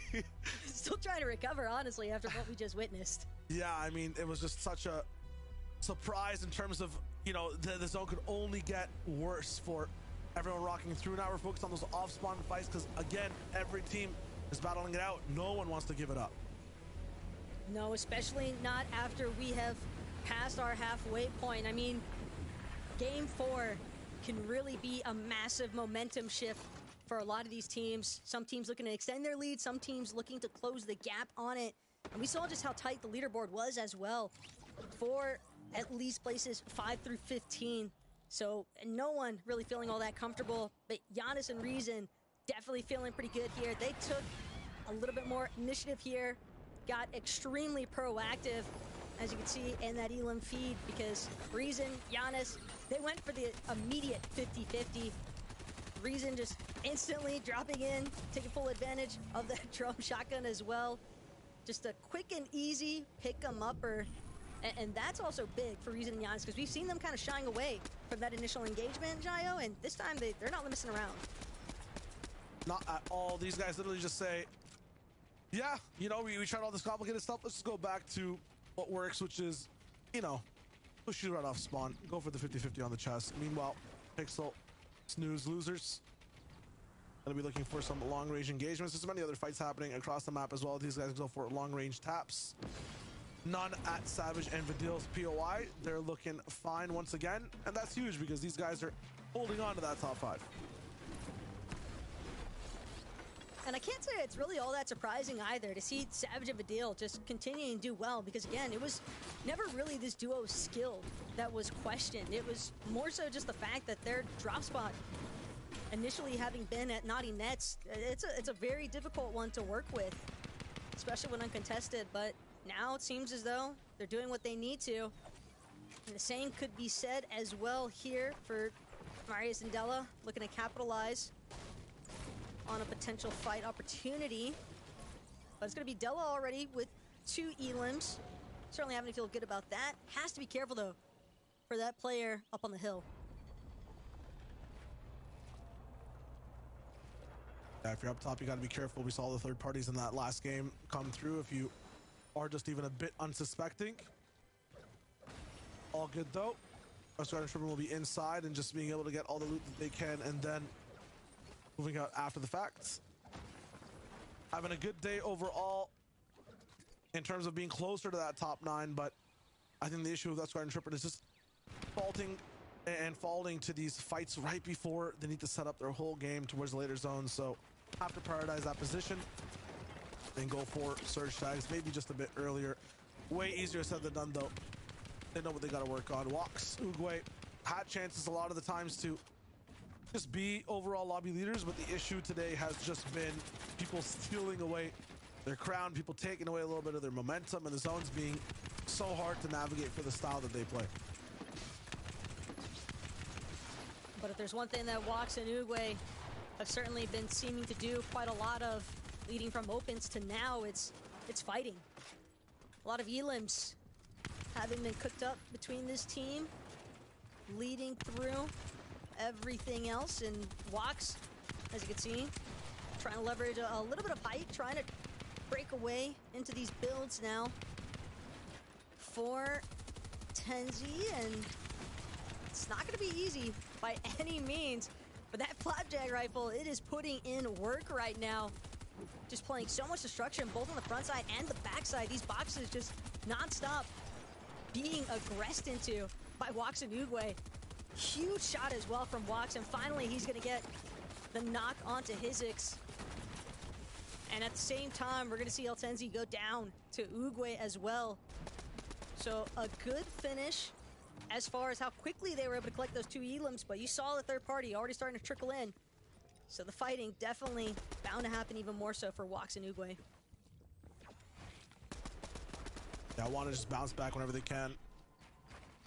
Been really good watching Prophecy and Yankee today. Been in really good positions overall, but I just haven't translated that to like really big end zone points. Respectfully so too, but these fights have been just really good at sticking together, having long range splits. Fireball, as you mentioned, having a really good day overall, but yeah, these game fights just being a little bit tricky when they butt off a bit more than they can chew. Just go for a little bit of damage and then run, but past these cells will always be really difficult. We've seen this exact same engagement though so many times already from Curb and Firebro. Last game got the better of them for sure, put Curb in a tough spot where he had to actually look for a reboot. And still ample pressure being supplied into this positioning here for Curb. Firebro gonna choose to expend a slap splash. A little bit of a drop here now for Curb, and it seems as though Curb and Firebro, they want to be the first ones out yet again. A nice turnaround with a fadeaway on that Mammoth pistol, though. That's quite the souvenir to leave someone with. Yeah, big damage, and then they can move. Big looks on the Howley and the Freezy right now, as well as they just seem to be doing really, really good at the most unsuspected circumstances and just things thrown their way this entire day so far. We saw Howley with a big clutch, and after that, they just used that momentum, just keep doing really well game after game. Now, when things end up a little bit more orthodox and they have more teams in their way rather than just situations or difficult maps to overcome, I wonder what happens then. But their checklist is looking really good. Meanwhile, Clement and Kaizen, I think the most resilient on the day. Been tossed every single horrible spot overall in the last 2 games at least, and they've turned it into just the most beautiful things. Literally the definition of pressure in Carbon becoming diamonds, and it's really fun for that, for just to watch for this team. Certainly a team that is making the most of every situation that they're handed, like you said, because they've definitely been put into a lot of tough predicaments in comparison maybe to some of these other duos in the lobby. But I like the way that they've essentially had a lot of player discipline to put themselves into the right opportunities when they are faced with those obstacles.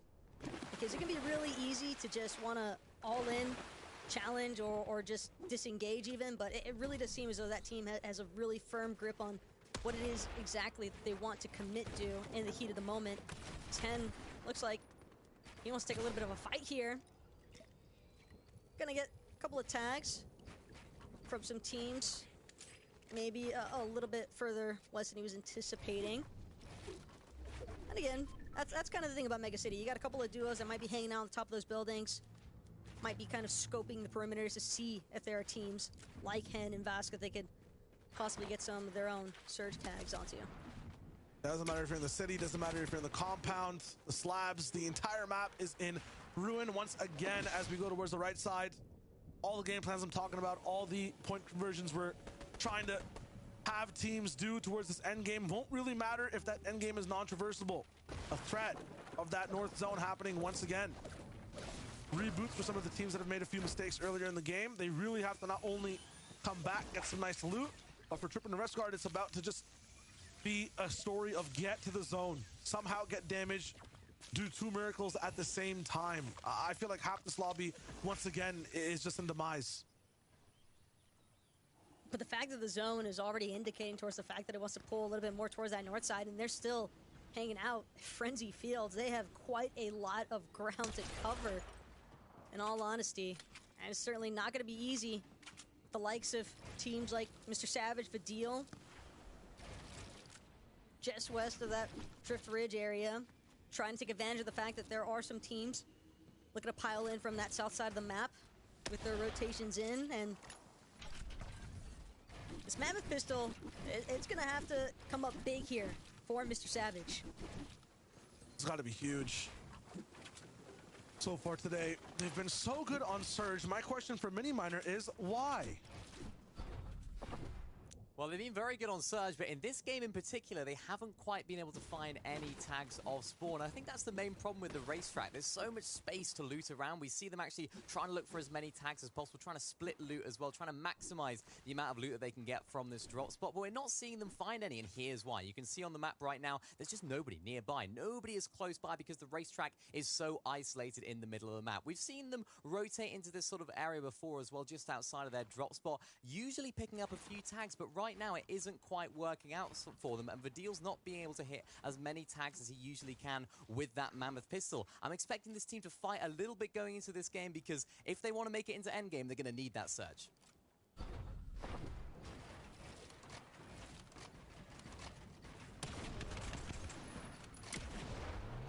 Yeah, you got to make sure that Surge is going to be good towards the end, because if it's not, it's just tough for the team. Cheating Pixie, same fight we see every single game. This time it's up against Uguay. And this is going to be trouble. Walks on the other side, going to be trying his best to keep things alive, but on this isolated fight, there's not really anywhere to run. Nice shot again from Cheatin. One more off the right side. We're going really high here. Held up by one wall. You can just chop that or go straight up for the fight. These guys are really elevating. And they got it. Will finally manage to finish that one out, but at the same time, look at all the builds that were expended in the process here. Certainly not the most ideal amount of resources having to be used. A bit of a runaround there from Walks as well, but can't say it's all that surprising. I mean, if you know that you're a solo in that kind of situation, I would definitely be doing everything in my power to make the other team chasing me use as much as possible, because at the very least, it's going to leave them in a relatively rough spot as far as maneuvering through that mid-game is concerned, because then that's more time they have to expend with actually looking to refarm those resources, as opposed to just, you know, letting them have your life for free. Yeah, you want to basically make it so that every situation you're in, you get the most out of it for yourself, even if it's not points. So make it hard, make sure that there's consequences to a fight. Firebro and Curb have had a lot of consequences when it comes to going for fights. It feels like they get to a good spot, they have a reason for being there, but then moving on afterwards, if things don't go to plan for them, it's just slightly difficult. How do you go to plan B? What is your second option? We're having trouble transitioning into that. So hopefully they stay on plan A and shots are hit and they can move. Even on Lucia, always exactly where the most of the lobby is, a leading congestion in terms of position. That's good though. That means in terms of every single game, they're getting an average amount of points on placement and then picking up elims to get there, because they need Surge to be that alive and in that position. As a result, they're closer towards that top 5, top 4. Here's Yanis. Issues off spawn in that first and second game. After that, you know, they just decided, listen, if we're gonna get hunted down, we should be the hunters first. And now they're looking really good to turn this game into a catch-up one. They need about 100 points here though, so I have a lot of work cut out for them. Certainly something that Victor Royale could definitely help out with, but obviously you don't want to bank everything on just winning, because again, just winning, it sounds so easy, but in practice, completely different story, especially when Giannis and Reason are facing the likes of a couple of the teams looking to contest them here on Rift Island, not to mention traffic that's starting to build underneath. Half the island in the zone, the other half just across the edge of it. But Giannis, Reason, seems as though they'd rather take up the idea of just being at the top and looking down, trying to see if they can spot anybody out for some tags with those mammoth pistols. But at least for right now, still having to be cautious with how they actually choose to move around on that Rift Island, knowing there's other teams around. And Belusi, Vortex, Belusi especially, chilling here on the south side of Sloppy Shores, just trying to see if he maybe look for a sneak play opportunity. Once he realizes that no one's really going to come his way anytime soon, will elect to just farm things out instead. But he's practically max mats. I mean, 4 builds away from max is definitely a really good spot to be in.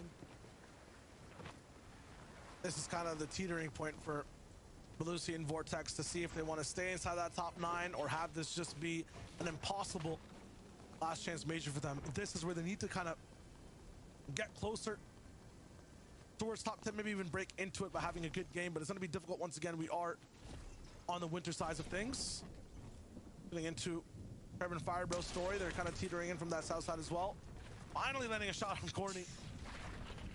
Now some help from some other teams on the right side too on some damage. Livin and Lucia, how did they always get to their spot is the question. Just threw a few elims here and there. Nice big shot. Khan is down.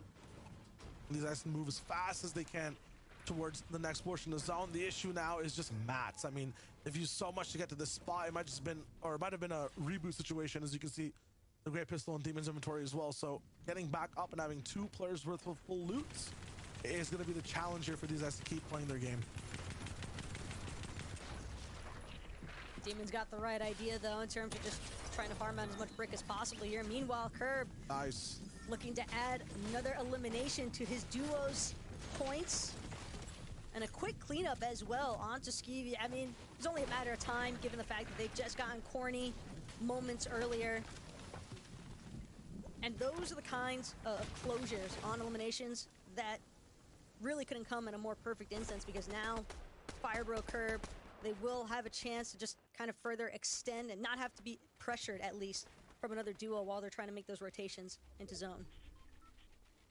Hellfire and Nebs are up in this position at Brutal and have made a really good effort to be at the worst possible spot to where zone could go in terms of difficulty.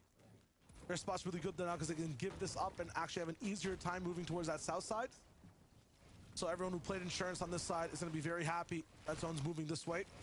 Yeah, you don't get to pull it, but now you get to just be a little bit far away from what's going down, and you have a few builds to cover yourself as you travel back. So things are going to be fine. Meanwhile, for Reason and Yenis, I think the biggest issue here for the two is, yeah, Rift Island, lots of pressure. You don't want to lose your teammate in a lot of the stuff that happens inside the mid game. So just having Reason as a solo, lots of slurps, he can still live, but mats are going to be his downfall. We've seen how tricky things are when hills are in the way, and there's so many hills inside these winter zones.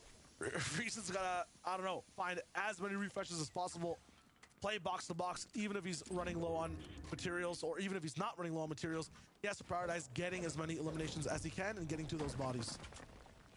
Just doesn't seem as though Reason wants to move out just yet, but another instance here for Curb and Firebro. Curb has just been pinpoint accuracy with this Mammoth pistol. That's going to be props getting elim'd now by Curb, and again, just continuing to clear his own path, rotating through that storm as close as he can into the zone, into a better position altogether. Some concerns, of course, for Reason hanging out at the top of Rift Island, but as far as Kaizen and Clement are concerned, we've been talking about this team and showing some good instances of consistency. And this right here, they know they've got a team that they could potentially capitalize off of. But it's Vasca and Hen now find themselves in a little bit of a situation. A couple of elims, but again, not exactly the spot that Hen and Vasca want to be. They want to take the fight. I feel like this is exactly where they want to be. I mean, 500 damage above, 4 slurps on Hen, Breacher shotgun. Yeah, lots of people around them, but they can just hold now and play defense. If someone's on their wall, you just Breacher, take it, edit. This is the best spot that Hen and Vas could be in. They have everything lined up for them to just win this game. It's central zone as well. It's just huge. If this isn't at least a top 3 from these guys, something has gone wrong, and there's someone that's just found their way into their box that they might have not expected. But if they just work at their game plan, this is a really good setup, if not a perfect setup for Hen and Vas. All this damage doesn't matter. 2 big pots for Hen too. They can do whatever they want.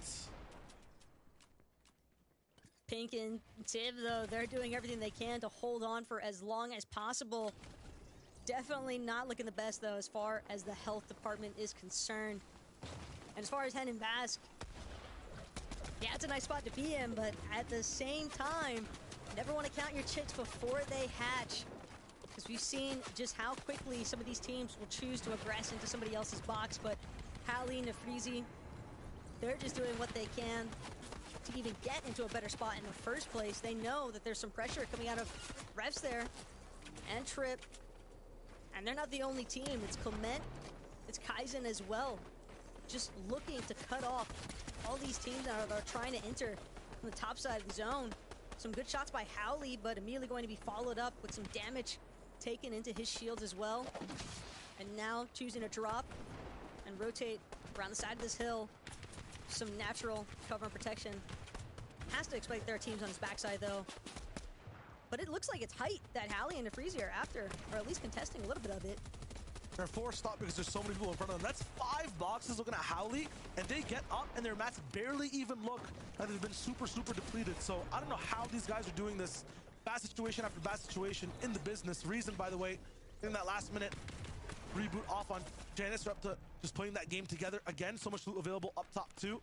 And Reason had all those slurps. It's taken him all that util though to get to this spot.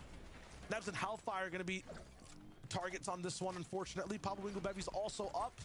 When these guys are side by side, it usually goes towards Pablo's side in terms of how the fight breaks down, but in this situation towards endgame is very different. Time is not on either duo's side. They have to move. 8 seconds.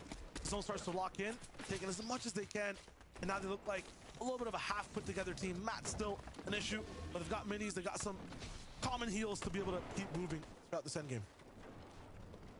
Giannis and Reason definitely hoping that they can find a refresh opportunity.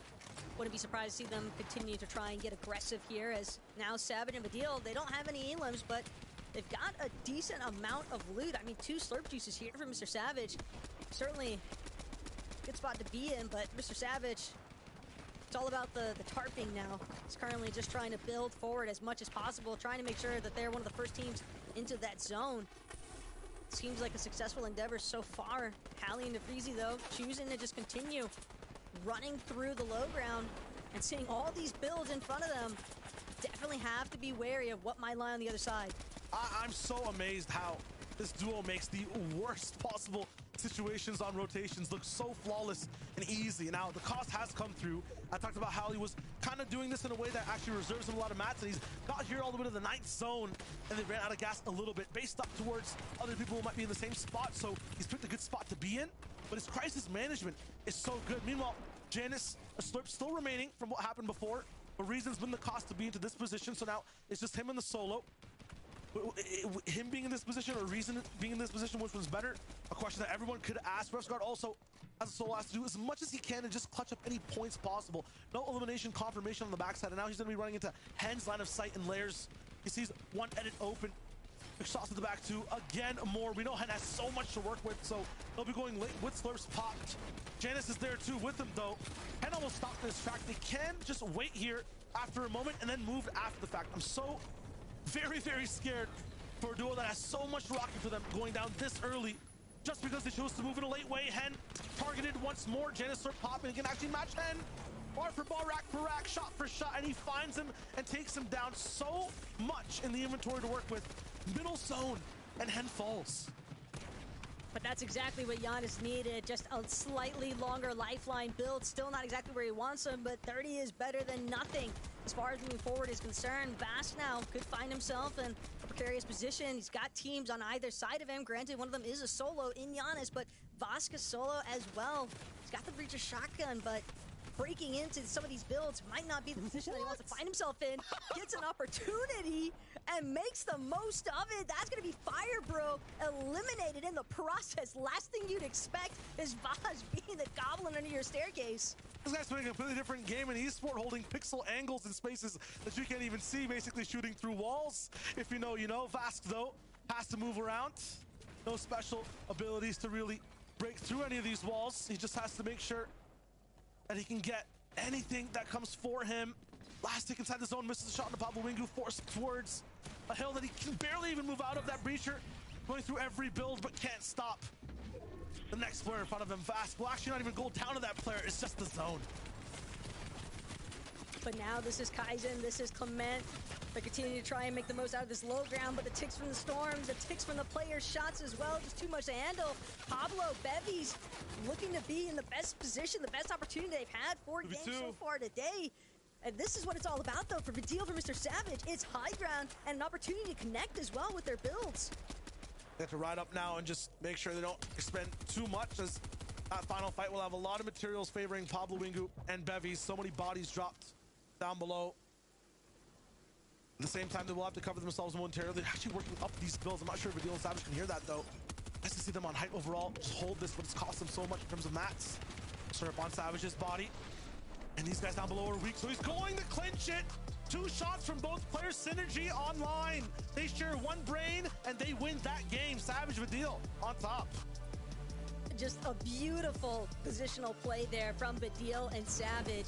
From the moment that they made their way onto high ground, they saw exactly which way that zone was pulling. They knew they would have a prime opportunity to connect those top-end builds towards the building, and it's just so difficult for Pablo and Bevies to actually work their way up. Didn't seem as though they had any sort of resources available to them as far as shields are concerned, and we still saw Savage, at least, with the legendary slurp juice in his inventory. Yeah, I mean, they had so much insurance to work with, too, but they just knew exactly what to do. You don't even calm in that position. I mean, it's just a feeling thing. It's just a build different thing. It's just the Savage and Vidil thing.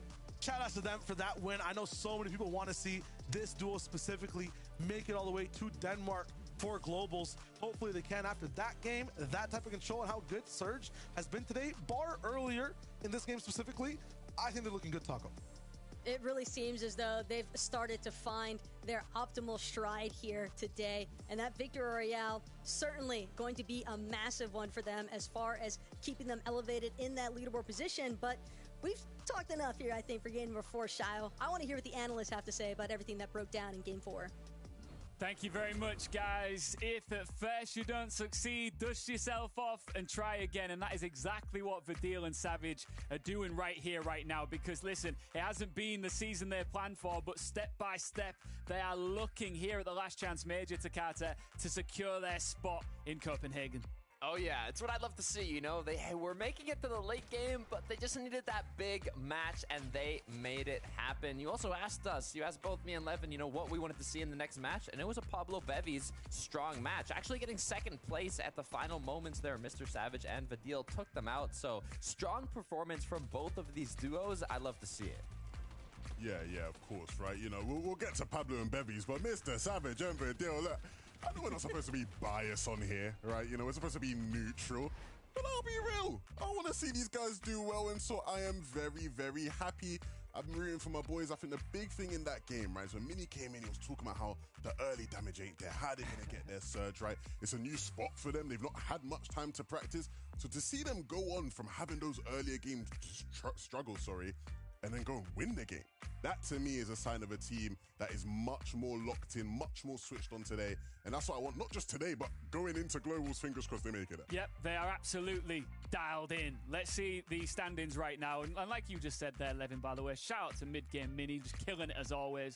But look, as you can see, Vidil and Mr. Savage right back up there. 3 positions jumped up, but as you can see as well, Kaizen, Clement, first place, rocking and rolling, 243 points, Takata. The most elims of the duos in the top 9 at 24. This duo snuck themselves into that first place spot in this last match here. You can see how well they were playing together. Even in situations where they don't have materials to work with, you can see that the chemistry is there as they continue rotating together and playing as a duo. It's what you love to see. I think there's not many more things in compared to Fortnite that are more satisfying than watching a duo just in flow state backside a zone in an endgame, right? Where all you have to do is instinctively react to what's going on around you. 180, big shot. Turn around, another big shot. Look left, right again, big shot. Like when their team's doing that, you just know they're on a whole different level. And I think that's what we've seen from Kaizen and Clement today. Very impressive. I think, you know, at times we've seen things not go their way. But to see them now, you know, sort of sitting on top of the leaderboards there, I'm sure they'll be well chuffed with that. Levin, can you just say big shot one more time? Big shot. You know what I'm saying? Little 180 flick, bam, big shot. Nice. I could listen to you say that all night. Let's take a look at Howley. We've been seeing this man's face on cam a lot over this process, and that is because himself and his duo, Takata, have been performing beautifully. Oh yeah, we can see Howley and his duo partner, how they ended up here, actually staying in the top half of the leaderboard throughout these recent matches, from the big solo clutch by Howley that fueled him and his duo for the upcoming matches where they have been annihilating domination for this team, and nothing less in this last match. Yeah, I became a fan of Howley, you know, when he was playing with Veltenzi, and they showed us glimpses of the talent there. But, you know, playing now with Nafrizi, I think we're seeing a different side to him where, like you're saying, Takata, he's almost turned into a bit of a clutch meister, right? You know, you can always rely on him even when he's left as a solo, and that's super impressive by his regard. Get clutch meister in the dictionary, please. Let's take a look. As you can see, 11th to 20th now. Look, we need to talk about Pablo, you know, Bevies. You wanted to talk about them, and here they are, 23 points up. 11. These guys are going to look to keep climbing. Yeah, finally, right? You know, finally we get to see these guys activating one of these games. I mean, you know, they came second place there, and I think everybody sort of expected them to come into today and roll through. You know, if you were watching at the start of the day, I literally said, I think they will just run away with the competition, which hasn't quite happened. But in this game, they showed us what exactly they can do. A bunch of limbs, even when they were in situations that weren't the easiest to deal with, I think they made things work. And if they can continue to play like this, they will quickly shoot up into the top 9. Look, they were sleeping a little bit at the start of the day, but it's time to wake up, all right? Pablo Bevies from the second place. I'm sure that in these next matches, they can keep that momentum forwards. But also, Janice Reason, 11th place, up 13 placements on the leaderboard from that previous match. They had a little bit of hustles in the early game, hassles that they had to overcome, but now with a clean end game, they're pushed right back up on the borderline, almost in qualifying range for globals. So hopefully once they get a bit more of a maybe pop-off game, they can push themselves into that qualifying range. Yeah, I mean, Levin, you talked about this duo as well as a duo you expected to see roll through, and Janice and Reason are sneaking on up there. Yeah, man, the Big Z. I want to see the Big Z at globals. Like Janice and Reason, you look at EU competitive Fortnite history. I'm a bit of a history nerd, right? And I look through all of the best moments in our scene, and Janice and Reason are a part of them in some capacity, right? And so to see them at globals, I think would be very, very fitting. Of course, it starts with what they can do in these next couple games, and I think we are starting to see them get a better grip on the game. In typical fashion, I'll say that now, and they'll just go down off spawn. But hopefully, you know, we can start to see them at least get into that bit of a rhythm. Yeah, you can see there as well that the threshold, the sort of area that you want to be looking for is around the 146 points if you want to make it up into those top 9 spots, which, remember, those are reserved for the last EU teams to make it to global championships. There's still a lot of room for movement here, Takata, with just 2 games to go. Yeah, 146 now, but that's going to change drastically as the games continue. So you can't fall asleep. If you're awake now, like Pablo and Bevies just woke up, you need to stay awake. You need to keep pushing forwards because these last matches are some of the most difficult. This is where the pressure really hits, though, Levin. I know we keep talking about it. It's an obvious thing to mention, right? But if you're not in the mix right now, you're going into this, you're looking at your duo partner and you're going, we need to switch things up pretty quickly here, otherwise we're going to miss the boat. Yeah, but Ian, what does pressure make? what does pressure make, What does it make, Ian? What does pressure make? Hey, we're not going there again, all right? We've been there and done that. Diamonds. Are you sure? Diamonds. Nothing else. You know. Diamonds. It's an Diamonds. easy one to forget. All right, listen, let's get right back into the action. It is game number 6. No, game number 5. I'm getting ahead of myself. Let's get back to our casters, Taka and Shia. Thanks so much, Ian. I mean, after game number 5, we will have game number 6. And it seems as though the pressure has really started to build up. But these guys talking about Diamond, Shia, I'm looking for some of the diamonds in the rough. I'm waiting for some of these duos that we've seen glimpses from really amp it up here in our final 2 games. Definitely. I mean, I'm looking for the top 3 as well to just stay exactly where they are. Very good teams that could push forward all the way towards globals. Right now, still a chance as to how that top 9 looks to just clinch a spot towards that championship. It's so exciting in EU. Yeah, but You have to imagine that for a lot of these teams, they know game number 5, it's here, it's ready, the bus is loaded up, and these teams are ready to drop in.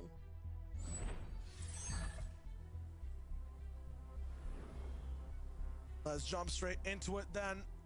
2 more chances for all these teams to solidify and make a mark in history inside the Global Championships this year. All about getting past this stage inside the last chance major. We've seen lots of off-spawn fights not really change as much on the majority of the map, and it looks like in this game they will continue. And I'm just going to say it too, man, because for all our teams that are already qualified towards that Global Championship, if you are watching this at home, you've just got to be feeling so much relief, because this is an insane situation that a lot of these teams have found themselves positioned in right here. And Giannis Reason, very similar to what we saw in the last game. Giannis gets a flapjack rifle in hand, looking to try and take down Slox if he can, or Citra, but shots just barely not going to be enough there for that knock to go through.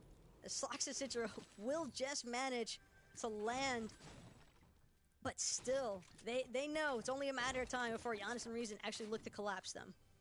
Giannis Reason have no problems whatsoever collapsing on anyone that ends up rolling in. Herb also low HP. This guy's had a quick fight over at Kenjutsu. Started things off.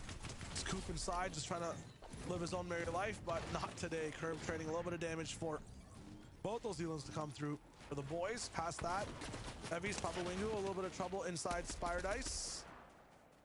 Lazen and Astral are on them again, and this time it's not inside the mid game. Papa Wingu tripped up. And after that, Bevy's left on his alone sum. He was going to be able to come back and possibly get that card, go for the reboot way later on in the game, but it does throw a wrench into their surge plans and a lot of their loot, as Lizen and Astral will have claims to all of it now.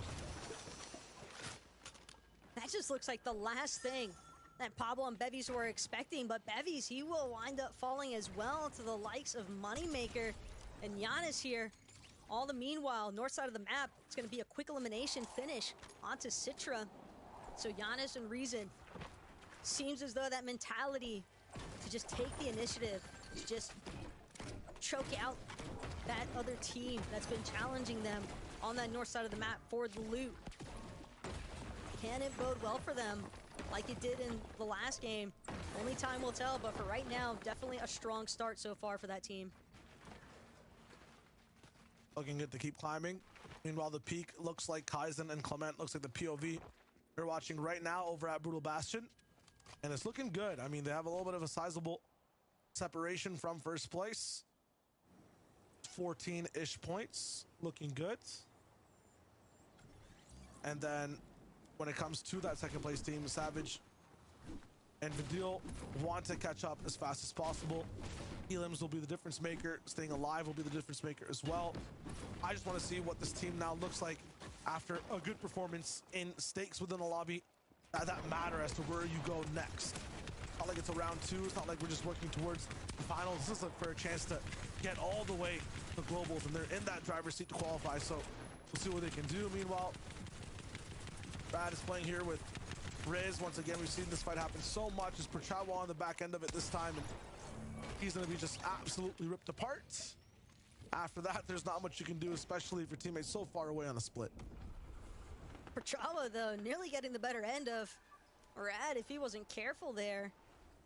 Granted, that rate of fire from the flapjack rifle will carry Rad into the victory finish, but still have to be cautious, knowing that Perchawa's duo is going to be looking to collect that reboot carded match at some point. Still early on enough that if any of these duos have dropped to solos from some of these early engagements, they could look for that reboot opportunity, even if it's not necessarily a position they want to be in. Nebs and Hellfire, on the other hand, here at the Creaky Compound, gotta be feeling pretty good. I mean, decent loot to start, decent amount of mats as well, and seems as though their focus now lies on just trying to collect as much as they can from the jungle biome, and then maybe look to pressure another team, such as the pressure right now that Kaizen and Clement are putting here on the north side of Slappy Shores. A lot of these teams have some trouble off spawn and if not, just issues at navigating some of these end zones. Clement and Kaizen have done a really good job at solving the problems for both, hence why they're first place overall. I'm liking their back and forth type of get a little bit of damage on, make a few boxes, back up, farm, and then do it again rather than just stay in the boxes, farm around, and stay in the same position. This way, you can keep moving around Slappy Shores, get a lot more control over the builds that are prevalent across the entire POI, and they're never really in one spot to get third party or shot for free, so that's big. And in terms of qualifying to be at game 5 in first place, it's just a really good feeling for the duo. Meanwhile, F9 and Moneymaker playing very similarly to these guys, looking for just good positions overall game after game, and just IGLing their way to really good spots inside some of the hardest circles we've seen. They're also in 4th place coming into this 5th game. F9 with his big cone base looking really good every single time, getting as much surge as possible. Seems as though maybe the Swede strategies are coming in strong with that quick stat. Most players already qualified for the Global Championship, having 4. Cute little fun fact. Definitely a neat way to rep where you're from. But right now, Vortex and Belusi having spotted out the other team over at the north side of Slappy Shores. I think Vortex is just trying to prioritize, seeing if he can get any sort of damage. Will connect with a small shot, only 31. That's not to say that he couldn't look to keep it going. He's just trying to be cautious about how he chooses to peek here. Doesn't want to over peek by any means and then find himself eating damage from elsewhere. Gotta be careful, can't make a mistake. Just the second zone for this one. Refs Guard Tripper have almost everything they need to just keep it moving. Metal almost max, it's always fun to see. Reconnects, and they'll be able to get wood as they move. 2 more games for these guys over at 16th place. I mean, the biggest thing that they need is just a nice game plan on how to handle some of these more tougher zones. And if you look at the problem with it, it's just, you know, it boils down to how they're getting surge, which fights they're really sticking for. I know you got slurps. You're staying inside circle to go for as many fights as possible, but that's kind of making you lose out on position. That's kind of been the story since finals for these guys. So it'll be cool to see the switch up. AGR, Pink Sun, and Tibby. Been fun to see them in a lot of different fights, but they've had the short end of the stick in a majority of them. Some of these shots, though, that are happening onto a couple of these players and teams overall, I mean, refs even, that damage that he just ate, just talk about threading the needle, really. Just so much precision that could be found from teams with those MK assault rifles and the Mammoth pistols. Just doesn't ever really seem as though you're safe with your current positioning. And I think that's part of the reason why we see so many teams often opting to move through this jungle biome, take advantage of some of the mud there that's available just to get a little bit quicker on their feet here. As now Steno quickly snap back to reality. Can't be bouncing around those mushrooms for too long, for somebody else is gonna spot you out. Make sure to put quick work into your shields, if not HP bar altogether. Some builds having to be expended, but Steno and Lush do manage to make it to the cash in time.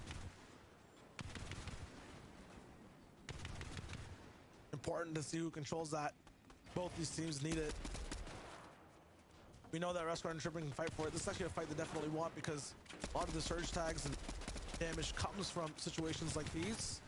We want this to be a long one to damage back and forth, hopefully get up to 300 to 400 on shotgun shots and tags. They have a lot of shield to trade for it too. Getting a big finisher though and having the fight go fast would not be the worst outcome either.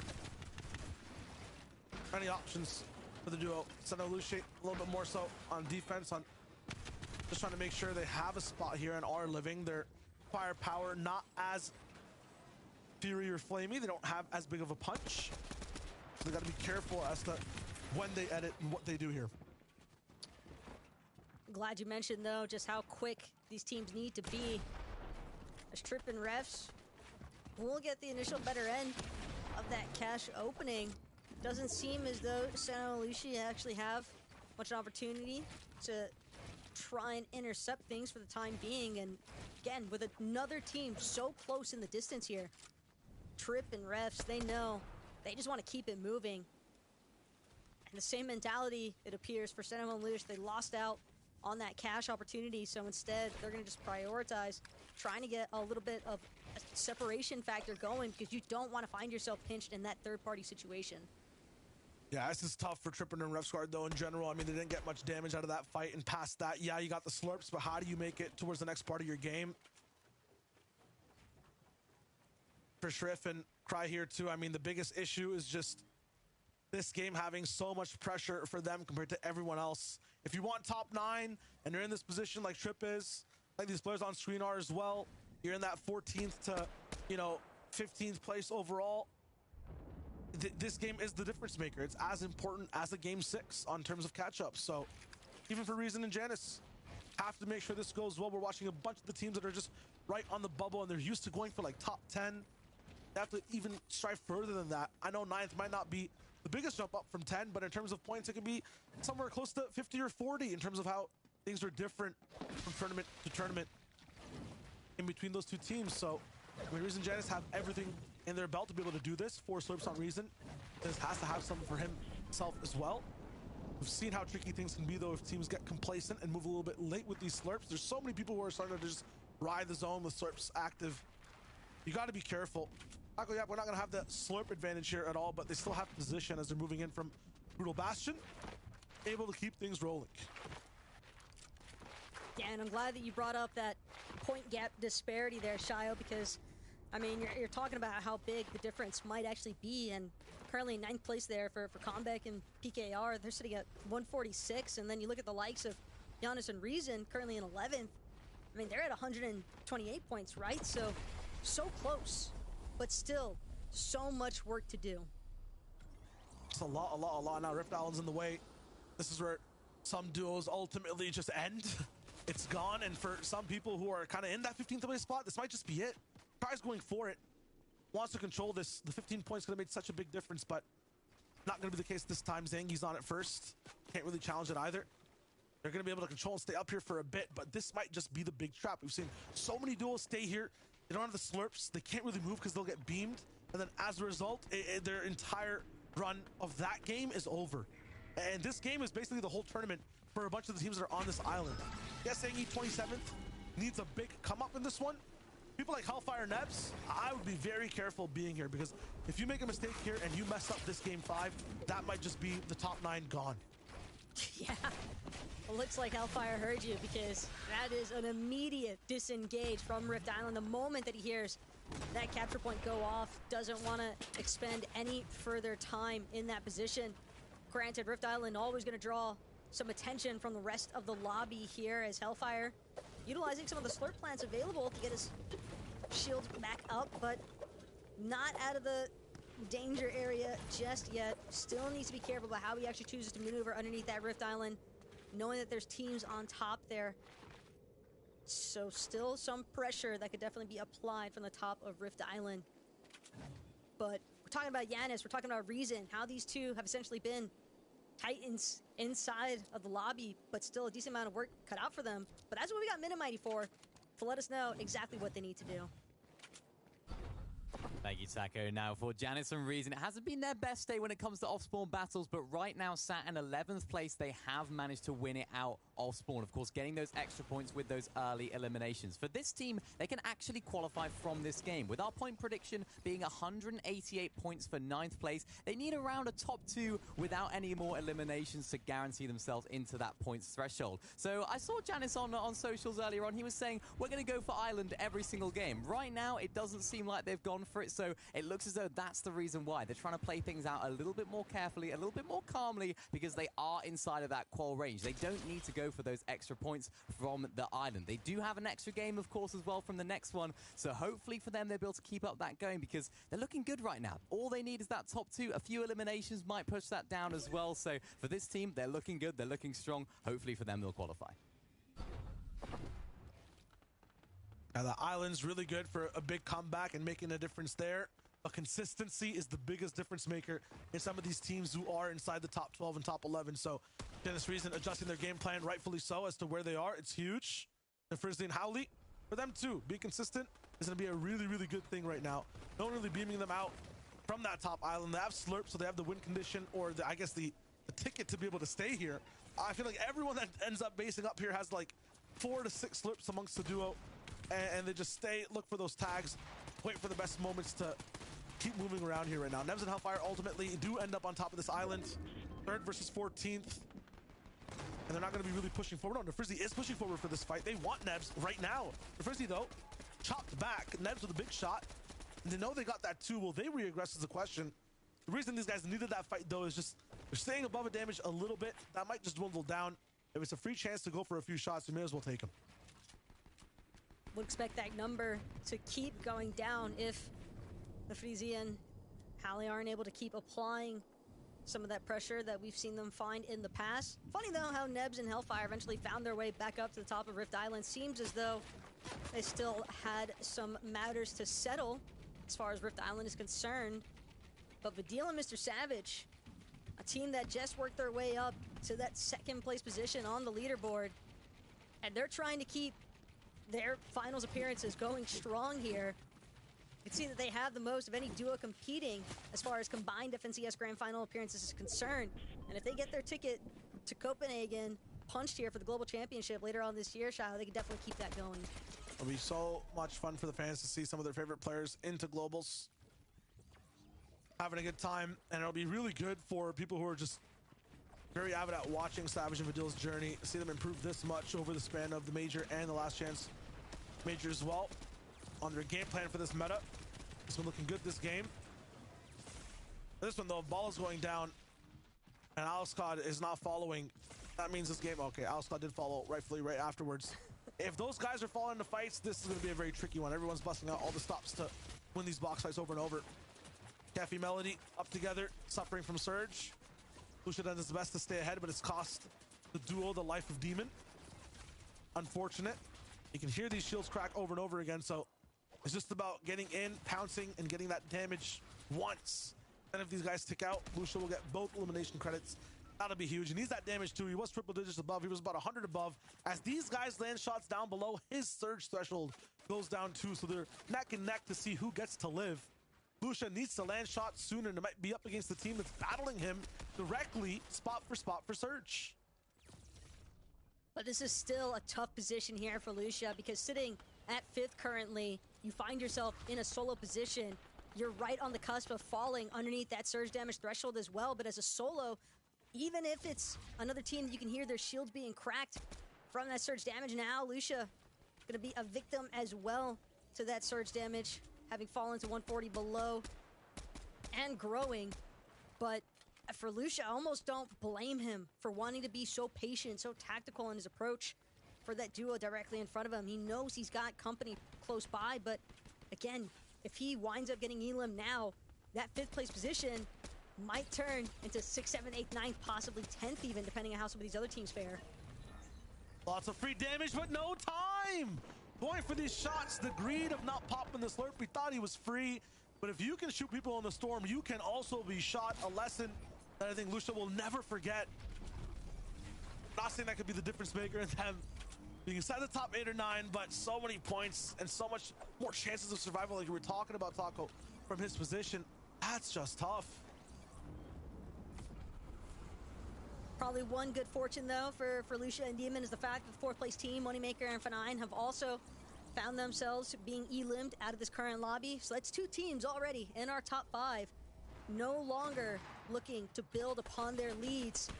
A prime comeback opportunity here for these remaining teams to try and work their way into that top 9 leaderboards. But leaderboard's the last thing on Refs and Trip's mind right now. It's all emphasis on just making sure that they stay in a prime positioning inside of the zone.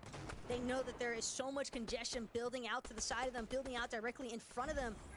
Refs, though, doing a great job just to play scouting duty, and they've got a decent amount of damage already, but Refs just still looking to compound upon that, not looking to take his foot off the gas anytime soon. He knows just how quickly that above threshold can dwindle down to being below, just like the position that we're currently seeing Nafizi and Halle in. They're battling head and head against Savage and Vidil. Hold this 3rd, 2nd place spot. It's going to be tough for these guys, but when it comes to tough spots, they're so good at navigating it. Sometimes it doesn't take brains, it takes brawn, it takes jumping into the box, and that's exactly what the Frizzy and Howley do. Love to see it from these guys, and they're controlling all of this low ground position on the left side for the moment. There's a bunch of space for so many teams to come into. Gotta be careful though, some of these cones not theirs. I know the team that's been invaded though is not gonna come back. Zone does eclipse half the boxes as well, and they're right beside where the next one is too, so very good for a top 3 team to have more time to be low-key. That refresh, though, onto Nebs and Hellfire could not have come at a better moment there for Nafrizi and Howley. It was one that they certainly needed if they wanted to keep trying to control some of that low ground territory. Wouldn't be surprised if some of those remaining builds had actually been from Nebs and Hellfire. Just crazy how quickly you can isolate one member from a duo, like what we saw happen to Nebs and Hellfire there. Between the Breacher shotgun and the Flapjack rifle, it just applies so much pressure onto those builds, and Nafrizi definitely doing a great job to switch between the two and allow that opening to take place. Got it. Bench your chance and take when you can when it works. What a trap play from Reason 2. What builds up is Zara's trying to be, you know, a little bit good in efficiency and getting towards height, and they think that it's free, but what a good time to do some damage to this. Now gives these guys a little bit more time to keep moving, use height as a little bit of a cover as well, so they don't have to build too much and know exactly where they are. They know that they're healing too. What a move from Genesis and Reason. It's the kind of move that you would expect from a team, though, with so much experience and a pretty high IQ for the game, as well as now Revs Trip yet again find themselves in a slightly troublesome spot. Revs trying to do what he can to make sure these builds are their own.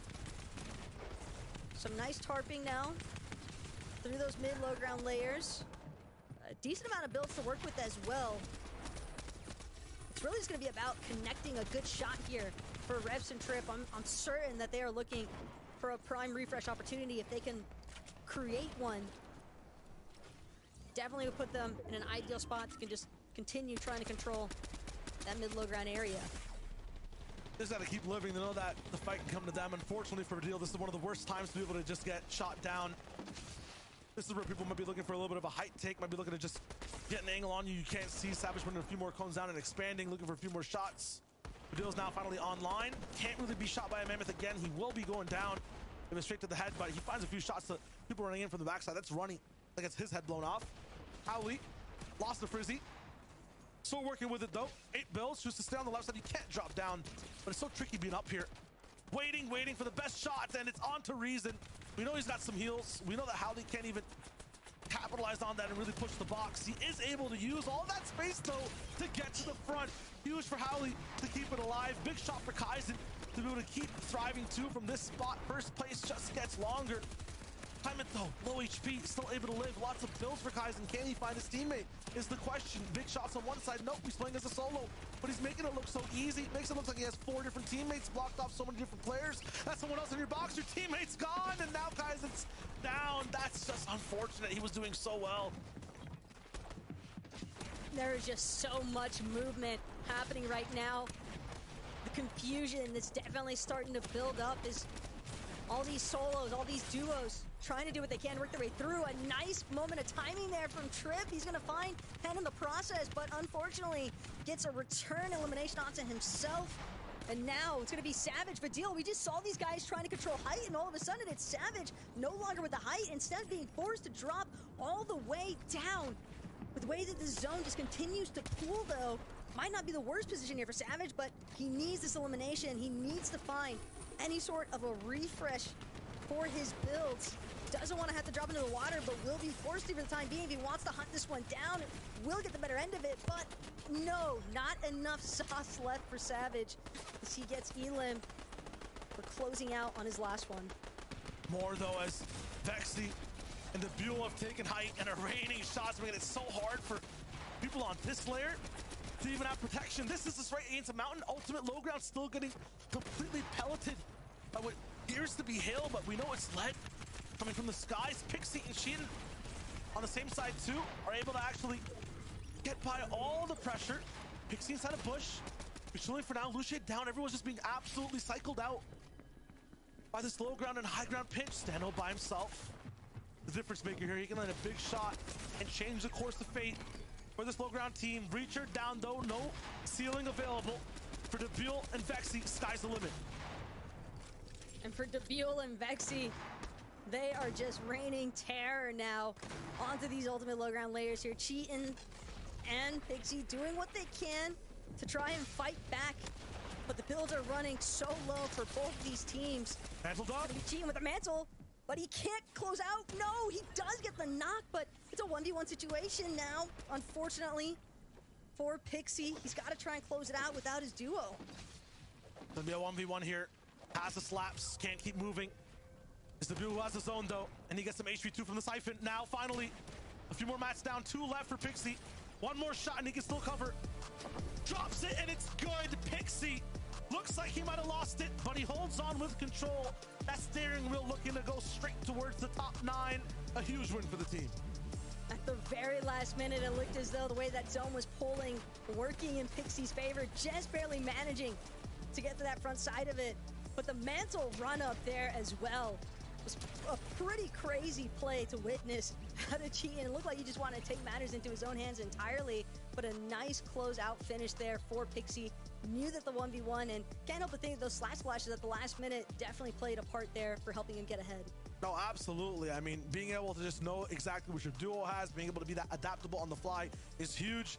That is a messy game, though, for a majority of players who were playing in it. Looks like there were a lot of duos who had control. A lot of these guys, when they're moving inside zone, you think that your layer is free, you're changing one layer of elevation, you end up going down. What does that spell for the boards? I mean, we have to go to the desk to see. And that might play into things as we take a look at the leaderboard. Guys, Levin, what are your thoughts before we get into that final game? You know what? As much as that was messy, I think that was a classic EU Game 5 type of game. Because they always seem to be messy, always seems to be a hiccup almost as we head into that game number 6. Cheating and Pixie, they won't be complaining though. A nice win from them. You know, the breacher on height is just going to be so devastating for everyone beneath them, right? They were able to just sort of chop people out at the final moments. Here, right, you see them dropping down, claiming low, right? That's what was part of that helped them to win this game in the end. Just being able to make sure they claim space here before hopping back up as well. I'll be real, when I look at Pixie and Cheating, I think to myself, this is a team that has that talent, and I think both of them in different teams in the past have showed us that talent, but I've never seen things click, right? I've never seen the sort of ending I would have wanted to see from either of them, and so a win there in Game 5 is really nice. Cool, calm, collected. Pixie in those last moments as well. In the 1v1 engagement from the first shot up above, the jumping off as his builds got destroyed, kept tracking his opponent, landing that big shot to secure the VR. It looked great. Let's see how great the leaderboard looks right now, because there'll be a lot of teams eyeing it up and saying, where are we sitting with one game to go? Of course, it's all said and done. We talk about last chance major, last chance game coming up. But here's the leaderboard. Not too much movement. I'm sure that a lot of teams will be relieved about that, Levin. Yeah, but look how tight it is, man. 7th, 8th, 9th, 2 points in it, and then even Lucian Steno in 10th, 2 points away from that. It is going to be manic going into that last game. Like, it's... Oh, wow. I'd be so scared if I was any of those teams there. Oh, yeah. Even looking at Steno and Lucy in 10th place, just one placement off global championships, but also Janice Reason up in 7th place, bumped 4 placements up to get to where they are here with 182 points, but they cannot be feeling safe because they're just 2 points off of the qualifying range. Yes, it's impressive, Levin. I mean, this is a team that we've seen popping off. It looks like they're starting to get to a position where it's guaranteed, but they still have got to pull out one last, big-time performance. It's the Reason clutch. I'm saying it, right? If you've been around EU Fortnite for a long time, there always used to be, back in Trio specifically, right? Reason would always just have a crazy clutch game where you're like, oh my goodness, this guy's one of the best players in the world. And I feel like we've activated that now. Towards the back end of the competition, Reason is just in his element. You're seeing all these limbs just going his way. It's the clutch time, and these guys are stepping up. They got work to do, though. They still got a bit of work to do. They have got work to do, and you're right. This is where you see you test the mettle of yourself and your duo here, Levin. We talk about clutch time. This is heavy drama at this stage, and if you're not, and we've got some teams that are just in touching distance of the top 9. It's all still to play for. You've got to find that extra edge going into game number 6. You do. I think it's not easy for any of those guys, right? Because you go into that game and there's no room for error. Because you don't want to leave it in another team's hands, right? You want to be able to be the team that is, directing the pathway and setting your own history. Looking at the people just outside of that even, right? The 11th to 20th, 12th, Debut and Vexy moving way up after that really impressive game. They're another sneaker team that where, they have a big game. A couple of those teams are in, slip up a bit.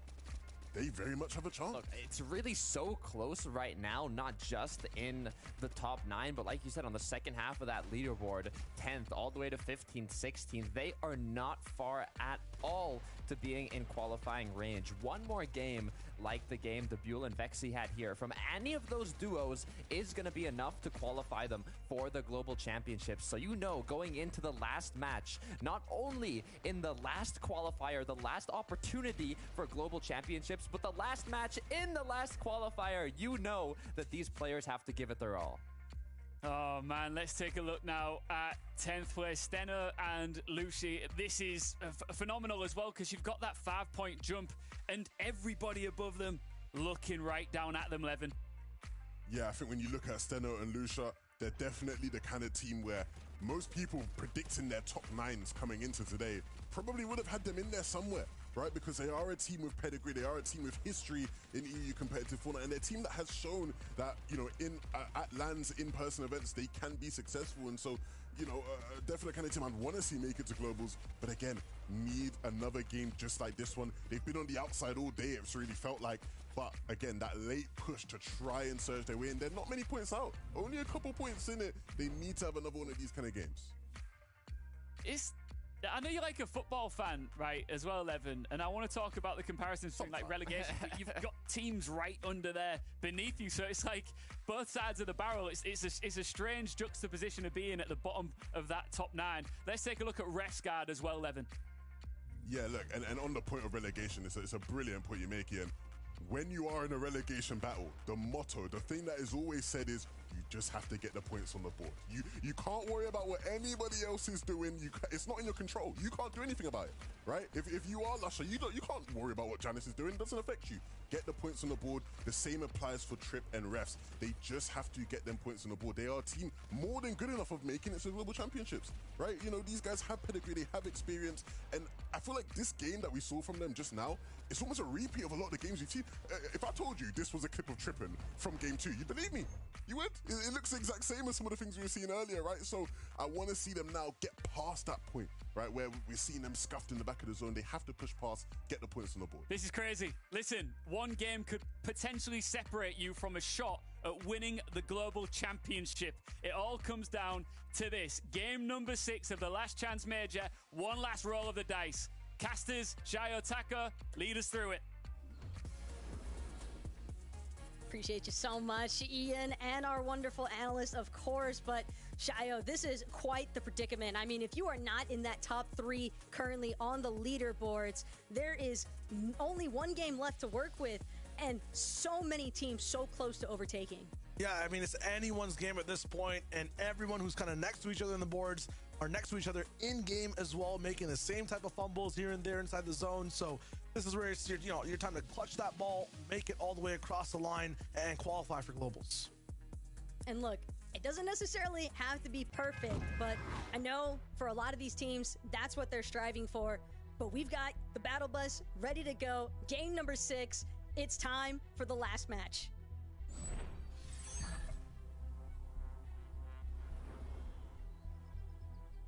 One last chance to get towards Globals. Everyone talks about if it was me in that spot, if I just had one more shot to take, if they just played that game again, they'd do something differently to get them to where they need to be. Well, this is the game where you get to prove that 100% for real. It's also crazy when you think about it, because just like Levin mentioned, you can't think about what anybody else is doing. You have to focus exclusively on your own gameplay. And Giannis and Reason, certainly a team we've been keeping very close tabs on here today. They've finally managed to break their way into that top 9. But again, holding on to that positioning for teams in 4th through 9th is where things get a little bit more tricky.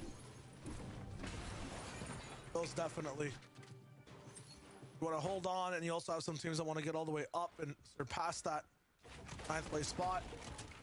Howley in trouble.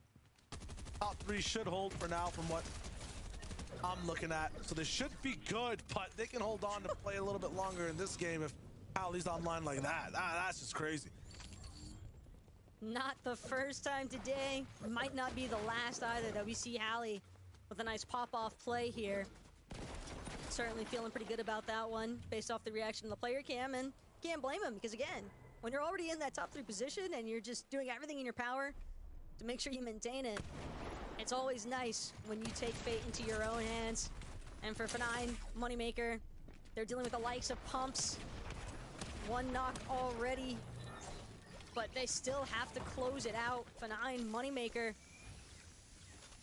they know it's not going to be the easiest engagement in the world, but it is one that Moneymaker will successfully finish off those 2 elims with. So they will also continue to maintain their spot in the top 5. They're looking good. They're looking fine. If I'm heading Vask, I'm worried. I'm looking to see what's happening next. 198, they just need a little bit more to really break through and be in a safe spot to stay inside top 5. It feels like and looks like everyone else is looking good. I would say around 200, 205, maybe 210 points should be good compared to the rest of the board. You never know how crazy things get, though. Propsy with a few elims off spawn, one of them being Savage is fully confirmed. Got to tune in and see exactly what's happening on that side. These guys are pretty free at Naughty Nets.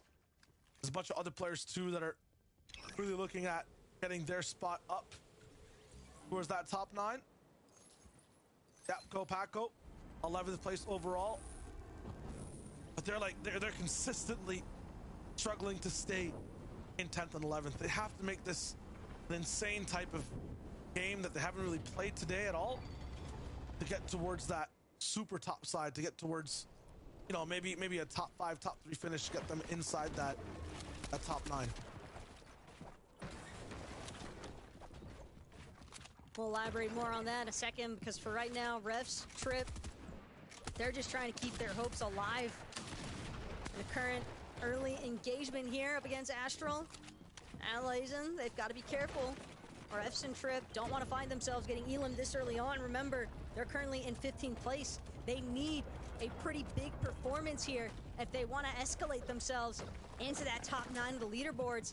And it starts right here with these two, making sure they don't get elimed by the likes of Astral. And Lyzen instead is going to continue running through the Temple Vault. And it would appear as though Refs and Trip were actually able to incentivize the opposing duo to actually leave the area. It doesn't seem as though they want to stick around for much longer. And that's the other note here, Shayo, is that some of these teams not getting as frisky early on is what we've seen. Want to stick in for that placement. It's the biggest guarantee. Marine, though, 11th place. And this might just be it for him. It might be wraps. No globals for you if you can't get past this wall. Still being hunted down. 100 builds left after that. Yeah, it's over. On Nakiru for the best 1v2 he could possibly have in his entire life. Going for it back and forth. Can't really find much. Has the match to make this work, but it's done in 11th. Their spot solidified. They can't do much now. Heartbreaker instances. But that's the nature of the game. The nature of the last chance major. And while it is unfortunate for the teams that don't find themselves inside of that top 9, for the teams that do, Shayo, you have to remember, their work has really only just begun, because sure, you got your ticket punched to globals, but you're still in that lower bracket. You still got to work your way up. So I want to make sure that the good games you play aren't just all finished today. They're not finished right now even. I mean, for Demon and Lucia, I mean, they can't really even focus on what globals is going to look like. They got to make sure They get there first, 180. Definitely not going to be enough to clinch you the whole way. Shots like that, though, consistently hit over the fact and duration of this game will get you to that spot. So good on Demon for sticking to it, making the best of every situation. And good on these guys, the Frizzy and Howley, for just having such a good day overall of Fortnite.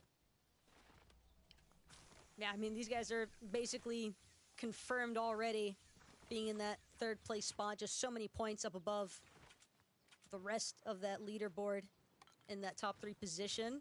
But they're still going to play this one out as if they weren't qualled just yet here, Shion. It's consistency. It's that every game of practice that you can get in a set lobby that can make the difference for later on finals appearances like what they might see over at Global Championship. Yeah, want to make sure you get this energy in, make it look all good. Fortis and Blue Sea in a similar spot to what we saw Demon. I think they're tied at 180 right now, so got to push up, get towards that 200 to 10 mark. Gonna be tricky in a game like this, though. Looking at the zone is not going to be as punishing in general for the entire EU lobby. Might just pull down towards Mega City, Steamy Springs even. If you're in Slappy, you might have to rotate though. So for Belusi, finding some more shots somewhere else might be better. The majority of people coming in from the left side of the map right now. Cheating Pixie all the way up north, lagging behind where they need to be right now by about 50 points. You'd have a phenomenal game here, Taco, if they want to get towards globals. For sure, but again, Cheatin and Pixie seeming to encounter the same issue that presented itself at the start of this lobby, and that's just the fact that so many of these teams being so close in those leaderboard positions, nobody really wants to peek their head out. Nobody really wants to try and force an engagement that they don't feel is necessary.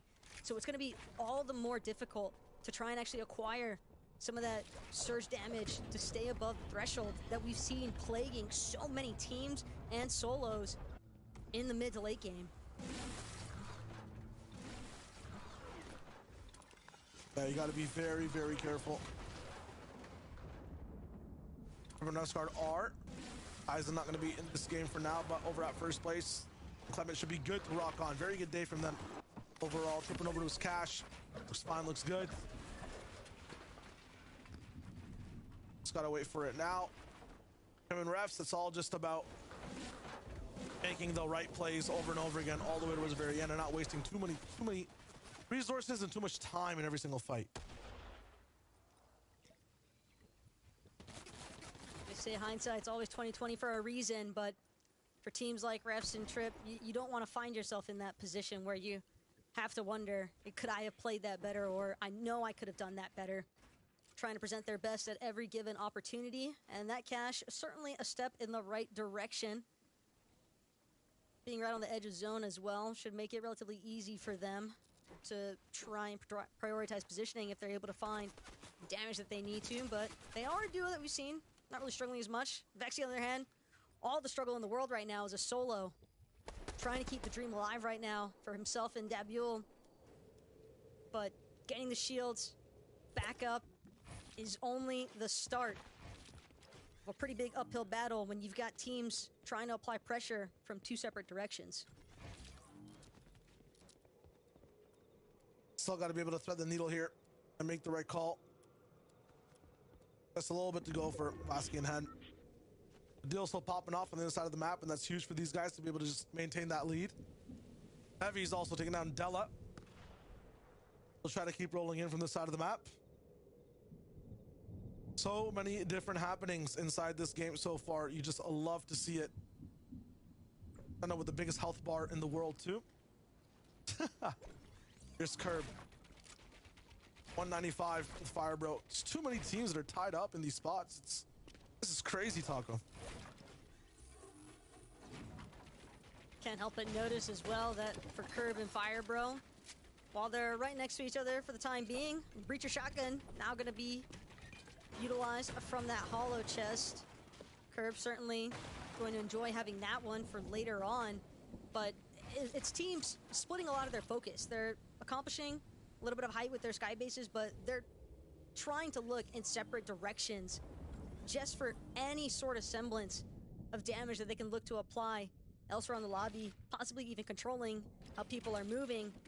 But Mini Miner, he's got the real aerial view. So what do you got for us? Well, let's take a little look at 3 teams who are on the bubble and need a good game to qualify. In order to try and do that, lChampion and Senna have actually switched drops. If you remember, they were actually going towards the mega city area. Now they're going towards the sort of naughty nets area, a little bit quieter, a little bit less contested. So for this duo, they're playing things very, very safe. They want to make sure that they find themselves inside of that top 9 by the end of the day. Great stuff from this duo. And of course, off the back of a victory royale, we see Pixie and Cheatin. These guys, unfortunately for them, they haven't quite got the same success with the zone. The zone is playing very, very fast south, so let's see if they can sort of maybe alleviate some of those problems. And of course, looking good for them though so far. They have some good Storm Surge tags, and I hope for them they'll be able to have a good game. A team that does get the zone though, it's Nipsey and CZB. They have an elimination early on here, which does suggest, along with their loot, that they did of course get that vault nearby. So they of course have those mythics and those slurps. So for these guys, they also need a good game. Let's see if they can do it. Hopefully they can. I mean, the biggest thing so far for all 3 of these teams is they just need monumental type performances from the mistakes that we were making before, plus just points on top of that. So it'll be interesting to see if they can overcome the obstacles. That being said too, majority of the lobby kind of in the same situation in terms of stakes.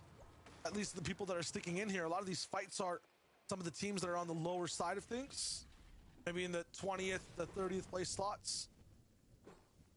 And yeah, as a result, not gonna be too well in terms of staying in the game and going for late. When it comes to everyone else, they're really just trying to make sure they fix their mistakes, just like when he was pointing out.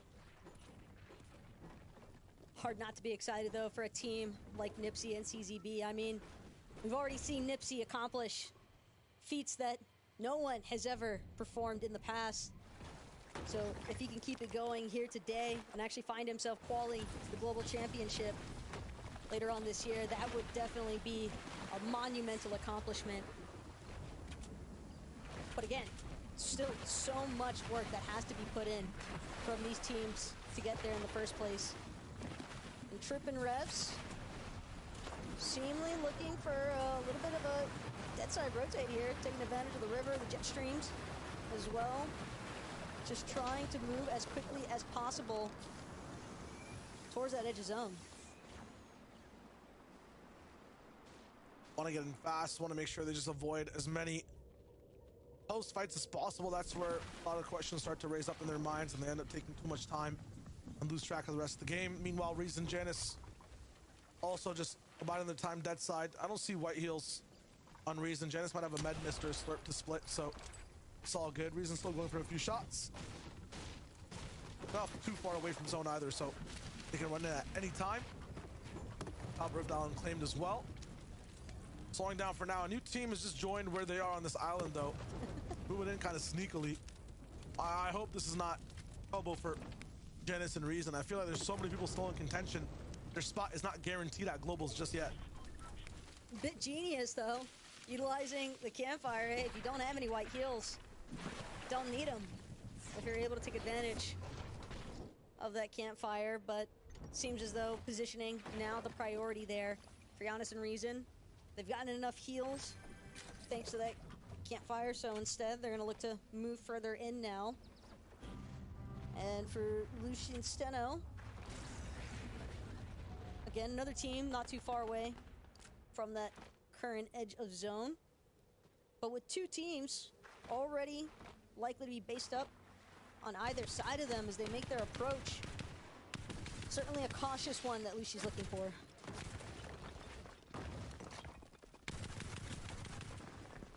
Yeah, this is a spot we're seeing Tripped and Oscar just beat a little bit too long of a spot.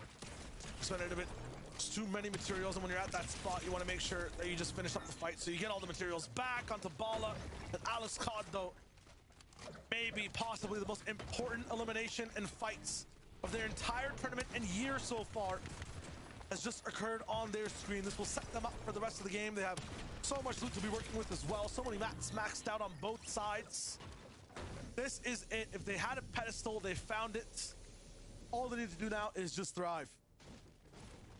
That's just Trevor hitting overdrive in the heat of the moment, and it's one that is certainly a necessity at this point.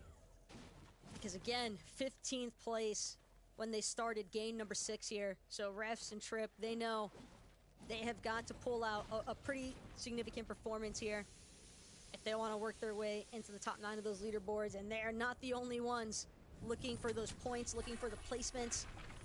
So every rotation, every zone closure is just going to be all the more of a pressure application to the entirety of this lobby. Gotta be careful here. This is where things start to get tricky, where every decision you make makes you possibly run into a different duo as well.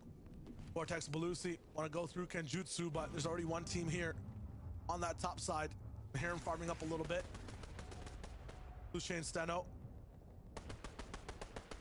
Both these guys fighting for that qual spot. Nothing quite guaranteed just yet. Should be fine. They'll probably just end up staying here for a little bit. There is some metal down below, but I don't think it's pre-farmed. It's just a floor drop, so not like they're waiting for it by any means. lChampion and Steno will just be on their way. And then Vortex and Belusi, it'll be their turn after the fact. So not even looking to impede them by any means. They don't want to stop them in their tracks. Just want to make sure everyone is rocking as they do. Now they look for shots. Should be free, double time.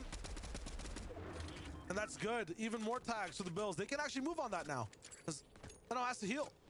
They have to go here. It should be quick speeds towards the right side. They have advantage on this. Yeah. Yeah, it's not as quick as they were hoping for by any means. Vortex and Belusi still a little bit hesitant, it looked like, to actually look to close the gap there. Onto lChampion and Steno. A bit surprising, admittedly, that they would seemingly take their time on such a golden opportunity, but maybe they know something we don't, Shayo. Possibly just being careful about things happening on the left or right side. Urkel popping off in the feed. Demon down, unfortunately. He was one player that was in contention. Just Trip and Rescard again. The combination of these Mammoth pistols is just insane. They find a Buell, and what a run that man's had. That last game looking so good for the duo. Now they're just stopped in their tracks. Every single time Rescard or Trippin will succeed for even one step, they crush some dreams into the spots that they are in this game. Every single duo that gets eliminated from here on out are potentially ones that could have made globals. But for Lucia and Demon, that elimination could not have come at a worse point. Revs, Trip, gotta be careful, eating a decent amount of damage from a distance. Revs gonna be forced to drop into the water, just building for his life for the time being. It's gonna be a solo caught out on the island here, but Trip, one more time, hitting that overdrive. CZB will be taken out by the likes of Trip, and Launchpad utilized to try and get a little bit closer here, but there is so much damage from a distance. Vexy just imposing the pain now onto Revs and Trip, trying to make their rotation in, but it's going to be such a difficult one to come back from. They're having to expend so many of their heals. I saw many talk about how CZB and Nipsey might have a lot of mythic loot and even some heals to be able to move with, so hopefully some of that's remaining for Rescard and Tripper to use. Vexy, though, doing as much as he can to get some revenge for the Buell going down. He's going to be tracking that duo. He knows that he's done some damage, and then they're not going to be absolutely looking this way. They've already cleared exactly where Vexy is. Vexy will have a chance for one shot. He has to aim for Tripper's body, and he has to land a headshot. That's the easiest way for him if he wants to take this engagement, do the biggest amount of damage. The thing is, though, if he just allows them to go, he can also move, and that's huge, but he gets tagged by a Mammoth pistol from someone else on the left side, and I think Revsguard and Tripper might have heard that too. He's being chased, though. This is tough for Vexy. Vexy, though, only 4 builds and barely any HP to work with.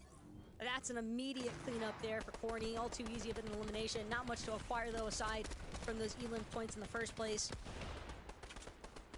But for Revs and Trip, only thing on their eyes for the time being is to just keep moving forward. Giannis and Reason as well.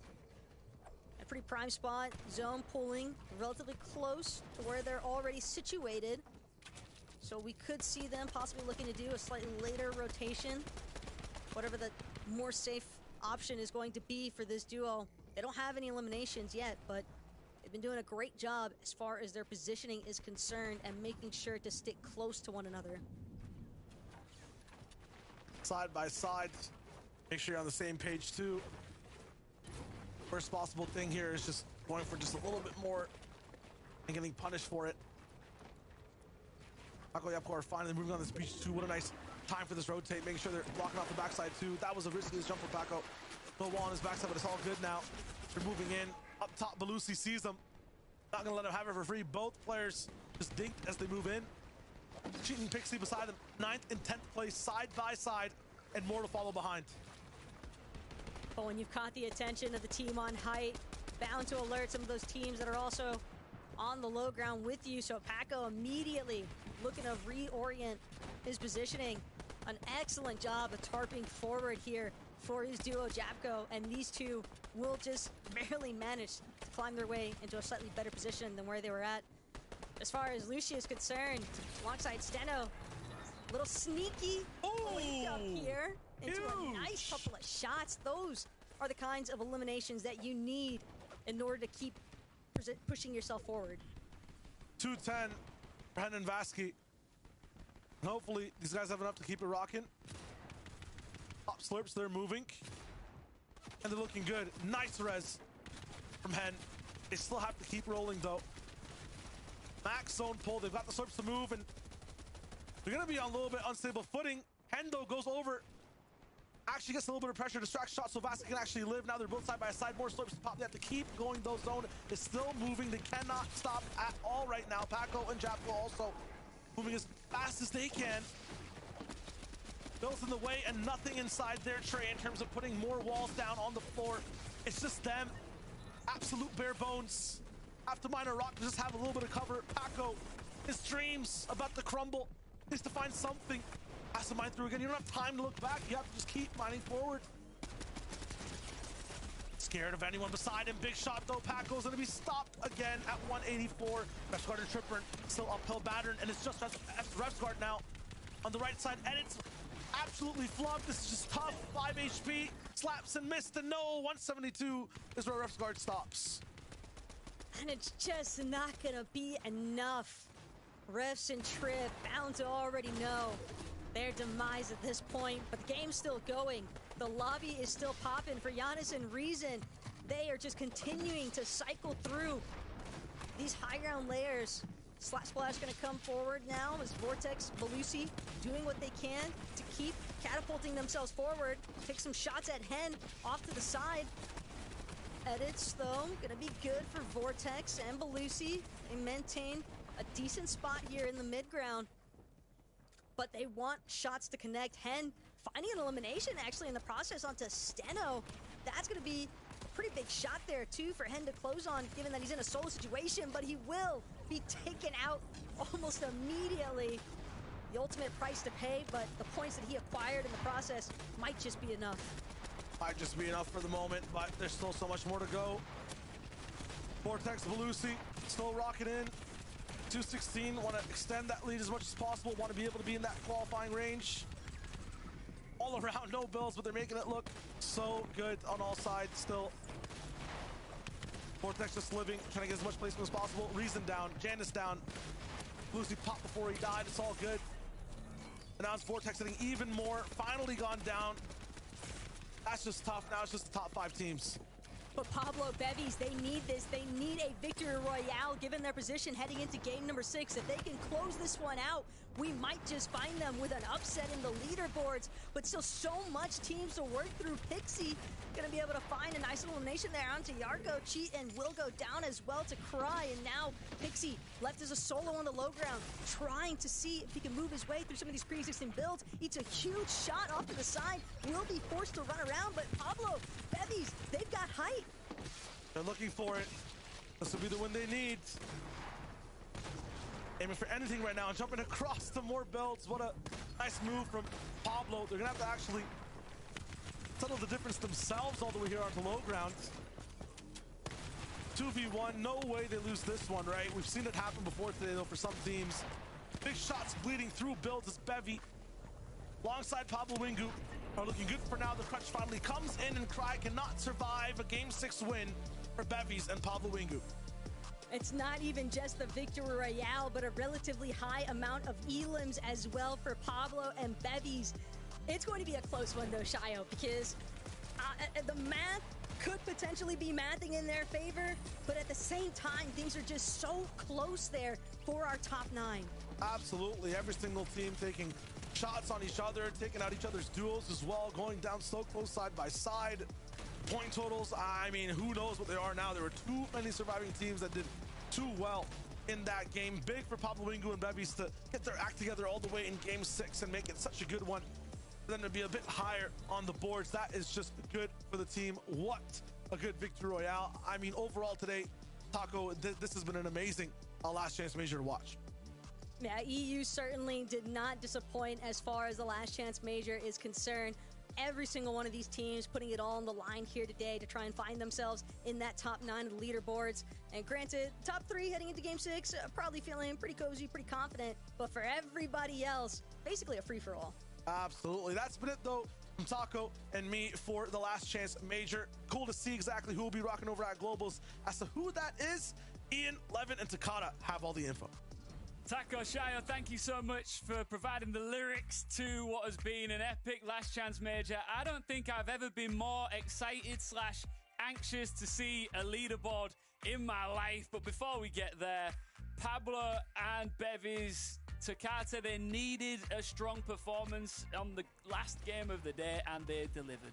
They got the victory royale, 208 points total for this duo. We can see how they closed it off here from the eliminations to the high ground retake to finishing it off in the end. But it just leaves us with that one question, Levin. Is it going to be enough? Look, what I saw from this team in this game is what I'd wanted to see from them all day long. Just pure dominance, right? Aggression. And I think when they're in their element, they are a very, very fun team to watch. But again, is it going to be enough? That's the question we're all asking. I think looking at this game in isolation, it certainly is, you know, their style, right? That's how, if they're going to win games, it's going to be like that over and over again, rinse and repeat. So, yeah, I'm sure they will wish they could have done more of that. But again, fingers crossed they're going to that leaderboard. We set the table at the start of the night. It is time now to reveal which of our 9 EU teams are going to Global Championships. For the final time this evening, let's take a look at the standings. We're all here on eggshells right now, and here's who's made it to the big dance, topping off the leaderboard, Vidil and Mr. Savage. And we've seen some serious movement here, Levin. Teams jumping up, some dropping down. What's your immediate thoughts seeing this list of 9? Wow. Lucia and Steno making it in. They started the game in 10th place. They just needed to move up one, and it wasn't easy to do by any means, but they make it happen. Of course, Mr. Savage and Vidil on top. You know, that's what I wanted to see as a big fan of them, but, you know, that's neither here or there. All the players beneath that have managed to sneak their way in. Wow. What a way to finish it off. Vidil and Mr. Savage leading the pack, though, in first place. This is what we were waiting for, Levin. Major 1, Major 2, Major 3, all the way to last chance. We have been waiting for this moment. They finally have got their early game situation overcome, overthrown, and that put them in the position to show what they are truly capable of, and it showed here today in the last chance qualifier with 321 points. First place, Vidil and Mr. Savage. Look, it wouldn't be a global championships without Mr. Savage, baby. Come on, man. You know what it is. After coming one placement away in Major 2, he said, look, last chance major, I'm not playing no games. First place, that's all I'm about. No messing around. And the big question now, right, with Mr. Savage making it through, right, we've got the biggest EU name making it through. Clicks. What are you doing, bro? Come on, where's that name? Clicks. You know what I'm saying? The battle of the blondes right now. You know what I'm saying? Clicks, you see Mr. Savage do it, you got to make sure you step up as well, my brother. But look, staying on EU for just a moment, so many props to Mr. Savage, man. This is an EU Fortnite legend. You have to put respect on his name. Every big event there is, Mr. Savage is going to be there. And he's going to do something. I don't know what it is, but he's going to do something. You already know that there's going to be a lot of people, a lot of fans with huge smiles on their faces just to see this image right in front of us right now. Guaranteed. I know the chat is screaming, let's go Savage, let's go Vidil. They are hyped. I'm hyped. The Fortnite community is hyped. They really showed what they were capable of. And it's not just them. You know, like we saw teams that really had to deliver, and they did. So, and the ones that made it, of course, they had to show that high level of consistency. And if they weren't necessarily consistent at the beginning of the night 11, they switched it up and went up a few gears as we started to close things out. Look, what some teams have done today is not easy at all, right? I look at Hen and Vasquez and I go, a team that is newly formed, right? They've not played with each other before this. They had 1 day of practice, Ian. 1 day of practice. Vasquez, not the most experienced player in the world, calling mid-game, early game, and Hen leading in the end game. A new formula, but a formula that has worked, and we'll see them playing at Copenhagen. So happy for those. I'm excited. I mean, sorry, Takata, to jump in. I just wanted to say, like, you alluded to it there. The fact that this is a fresh duo, Takata, and you never know which way that's going to go, right? It's like a fork in the road. It could go one way or the other. And luckily for these two, they created a bit of magic here tonight. Right, it's like that honeymoon phase, right? When they just started playing together. It's been a success now as they've qualified, but you know, the good news is now they have a lot more time to prepare for the Global Championships. They are in October, so they've got a bit of time now to build that chemistry as a duo. So hopefully we see that work being put in and we see the success being shown at the Globals. Yeah, and another name that we've mentioned a lot, Levin Howley and his duo. These guys were on fire all day long, and they thoroughly deserved second place. I hope Howley's gained a lot of fans today. Yeah. He is ice cold. Ice cold. That guy do not miss. You give him a chance to miss, he's not taking it. No. He only wants to hit shots. That's all he does. Literally. I mean, they looked unstoppable. From the solo clutch, which kind of lit that spark inside of Howley, to the chemistry built in the further matches. This duo were on a rampage basically the whole tournament and finishing in the top end of the leaderboard. They are some big names going to Globals. Yeah, that's part of the fun, isn't it, Levin? Is, you know, for people watching at home, of course, you've got the big hitters. And like you said, you've got to hope that these players now have built a bit of a following who now have eyeballs on them going into GC and building a bit of a fan base. That's part of the process, right? Yeah, 100%. 100%. It's all about that. A lot of these guys, they will be on top of the world right now. It will be the happiest Sunday they've had in a long time. I'll tell you that much. Look, I don't want to be a party pooper, though. I don't want to be a party pooper, but it is my job. It is my job to remind everybody. Although these guys have qualified, it's going to be harder for them than it will be for everybody else. They're going to start in that lower bracket at Globals, right? So as much as these guys have done great to make it, again, they can't get too high on the feeling of, we've made it, nah, everything's great. Got to be on point. You've got to put in the work going into Globals. Classic Levin, the old party pooper. Let's talk about third place. Kaizen and Clement. I mean, towards the back end in particular, Takata, they really started to find their form. Yeah, I mean, this duo was on top of the world for a good part of this tournament in the first place spot. They were playing incredibly consistent. We didn't see a huge match come out from this duo, but consistency is what that got them to that top part of the leaderboard. And also chemistry, playing it out with the mindset of, I mean, you talked about it, Levin, going through the late game, 180, big shot. I mean, you know that they were able to do it. Yeah, these guys are fun to watch, man. These guys are very fun to watch. I felt like when their backs were against the wall, they still managed to come up with the goods. And that's a sign of a very good team. It's a sign of an experienced team, which is what they are. Clement's been around for ages, so many grand finals appearances, not new to high-stakes situations at all. It's cool because to make it, regardless of being in the lower bracket, all you want is that slot. All you want is that position. And let's be honest, if you're willing to go right down to the wire to make it, well, obviously not willing, you don't necessarily get into the last chance major by choice, but if you're willing to take that route and you get there, a lower bracket, Levin, I'm going to be unfazed by that. Look, all they need is a chance at the end of the day. All they need is a chance. And look where we are today.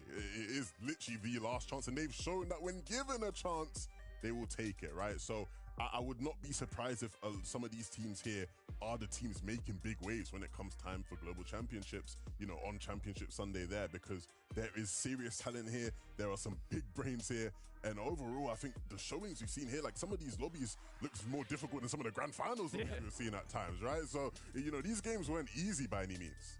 Yeah, Takata, I just want to say commiserations as well, of course, to some of the teams that came agonizingly close. For some of them, you know, it's back to the drawing board. But ultimately, there was 50 duos involved in this and only 9 spots available. So you're going to beat yourself up a little bit, but at the same time, you don't have to spend all night looking in the mirror saying what could have been. You can get right back on the saddle when the next piece of tournament comes your way. Yeah, I mean, it was incredibly difficult. Even our Game 6 winners, Pablo and Bevies, from being contested in Major 3 Grands to now being on just the borderline of qualifying in top 9. It can be a bit heartbreaking, but also motivating at the same time. I know that duos like Pablo and Bevies have potential, have what it takes to make it, and hopefully they can use this motivation to keep pushing forwards. Do you agree, Levin? If you didn't make the cut, you know, it's not. You don't need to beat yourself up too much here, do you? I hope they don't. But the reality is, a lot of these guys are some of the most competitive people in the world. They will be their biggest critics, and I know a lot of them will be feeling down in this moment, right? You know, you work hard all year, you don't quite make it. But again, it's like Takata says, you have to bounce back. You have to just let this be a part of your journey, a part of your story, right? Who knows what's around the corner? Who knows what's next year? You want to have a chance to go back again. And, you know, as long as you keep a clear mind, a good mentality, there's always another opportunity. All right, so on the flip side of the heartbreak, of course, we have the triumph. And I'm going to ask you both this individually. Takata, who really shocked you today? Who blew your mind out of all of the duos that made it through? Look, I don't want to say shocked exactly as the word for it, but it was something I was waiting to happen, right? And it was the first place from Mr. Savage Vadil. From seeing them struggle throughout Major 1, Major 2, Major 3, to finally being able to be on-chained, unleashed, and show their potential. I love to see them competing to the level they deserve. Levin, talk to me.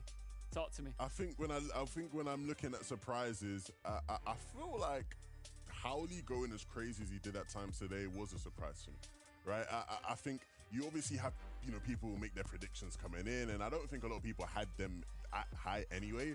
But then to have, not just to qualify, but to have the kind of performance, to qualify in the way that they qualified, I think is very special and was a big surprise to me. All right, we've said his name a lot here today. We've said his name in the pre-show. We said it throughout all 6 games. We did it in analysis here. And Mr. Savage joins us right now on the show. The EU Fortnite legend is in the building. You can see the silverware behind him, and I know that he's thinking, I want some more when it comes to GC. Mr. Savage, you must be feeling incredibly relieved. Yeah, I mean, today I was pretty calm throughout the whole day, but it's definitely nice getting first place as well to secure the qual to Copenhagen.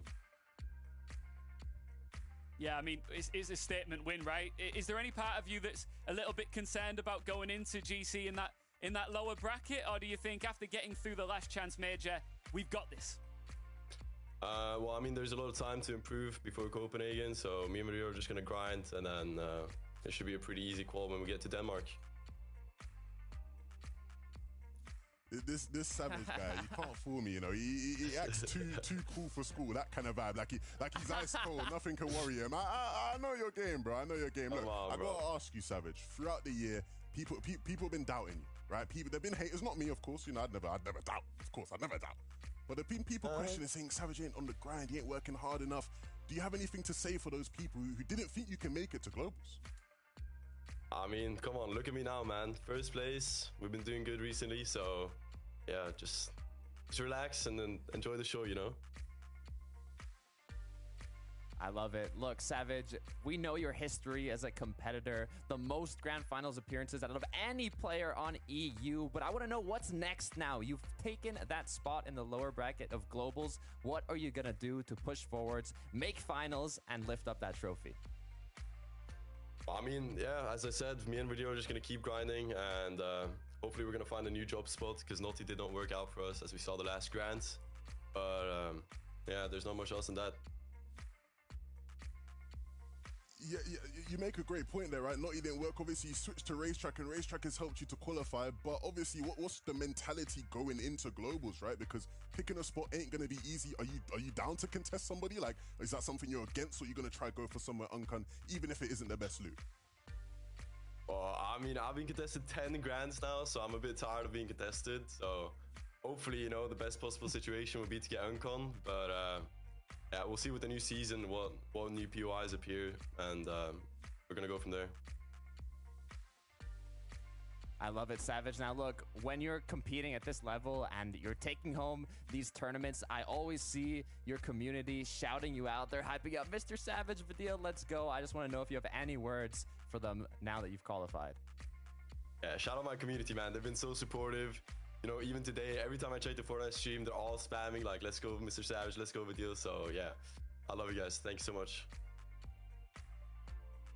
Right, now you can take that, you know, that breathe, that sigh of relief, knowing that you've made it to GC. How are you going to celebrate tonight? What's the rest of Mr. Savage night look like?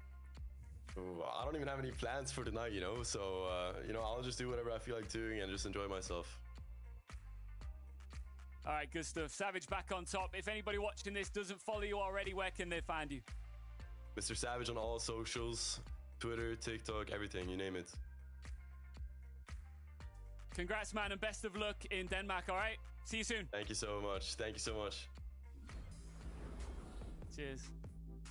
What I love about that guy, I know you said he's cold as ice, Levin, but he's very humble, very modest as well, and that was an incredible performance from him, but you wouldn't know it by speaking to him. He's super chill, right? Yeah, nah, it's all for show. It's all for show. The ego in him off camera, mate, it stinks. It stinks, absolutely. Nah, look, Savage, one of the nicest guys out there. Look, he said shout out to the fans. That's a shout out to me. That was a direct shout out to me because I'm one of the fans. I've been cheering him on all day. So happy to see him going to globals, and then I hope him with the deal can continue to cook. All right, let's remind ourselves of all of the qualified players, especially, you know, shining the spotlight on EU in particular when it comes to GC. So, of course, we saw teams and duos qualify via Major 1, and you can see these duos on screen right now, and, of course, Major 2. So that you're seeing some big hitters there, Hyde on Bush, the likes of Mestash, Malibuka and Thomas HD. And then we got into Major 3, which we're all lucky enough to be together for, which was a beautiful thing. We saw some big names make the cut there as well. And now, of course, we can take a look after Last Chance Major has been completed. It has concluded. Here are the teams that have made it to the dance. And Takasa, just run through some of them one more time for us. It's exciting. Like we mentioned, Vidil, Mr. Savage. We have Janice Reason. We have Vortex, Belusi, Hen, Vask. I mean, there are just so many big hitter names that it's surprising that we saw them qualify through the Last Chance and not before. But, you know, I'm just happy that they've made it. It's amazing. And the thing is, where they are going to be, of course, we keep hyping it up, we keep talking about it, and it is the Global Championships. And we saw which teams have booked their places, their tickets to the event. And here's how you can be there as well. You do not want to miss it. This is the Global Championship. The best players in the world all battling it out. Insane matches already today. These are the moments that make these players championship material. One chance to make it happen, and they take it by force. It is going to be absolutely insane.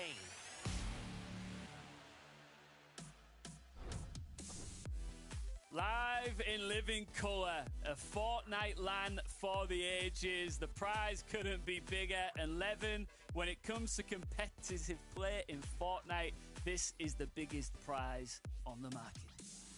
Yeah, it's not going to get better, right? I feel like when you look at all the events we've had over the past 2 years even, right? I feel like Globals is just going to be a culmination of all of those different storylines wrapping up into one. Some of the best players from all the different regions, Ian, going to be playing there. So, yeah, super exciting stuff. Takata, who have you got your eyes on? Who's taking the big prize? You know I like to put you on the spot, brother. Wow, it's early. It's early. Look, that's early. All I know is that I'm just as excited as Levin, right? Major 1, Major 2, Major 3, Last Chance. It's all led up to globals. The best from around the globe. Asia, Middle East, Oceania, North America, Europe. It's the best of the best competing on a stage in person. It's hard to pick a name. It's hard to pick a shot. I think you're ducking my question, T. This I don't guy know. dodged. I don't know. You just said a lot of words. You said a lot of words that weren't the answer.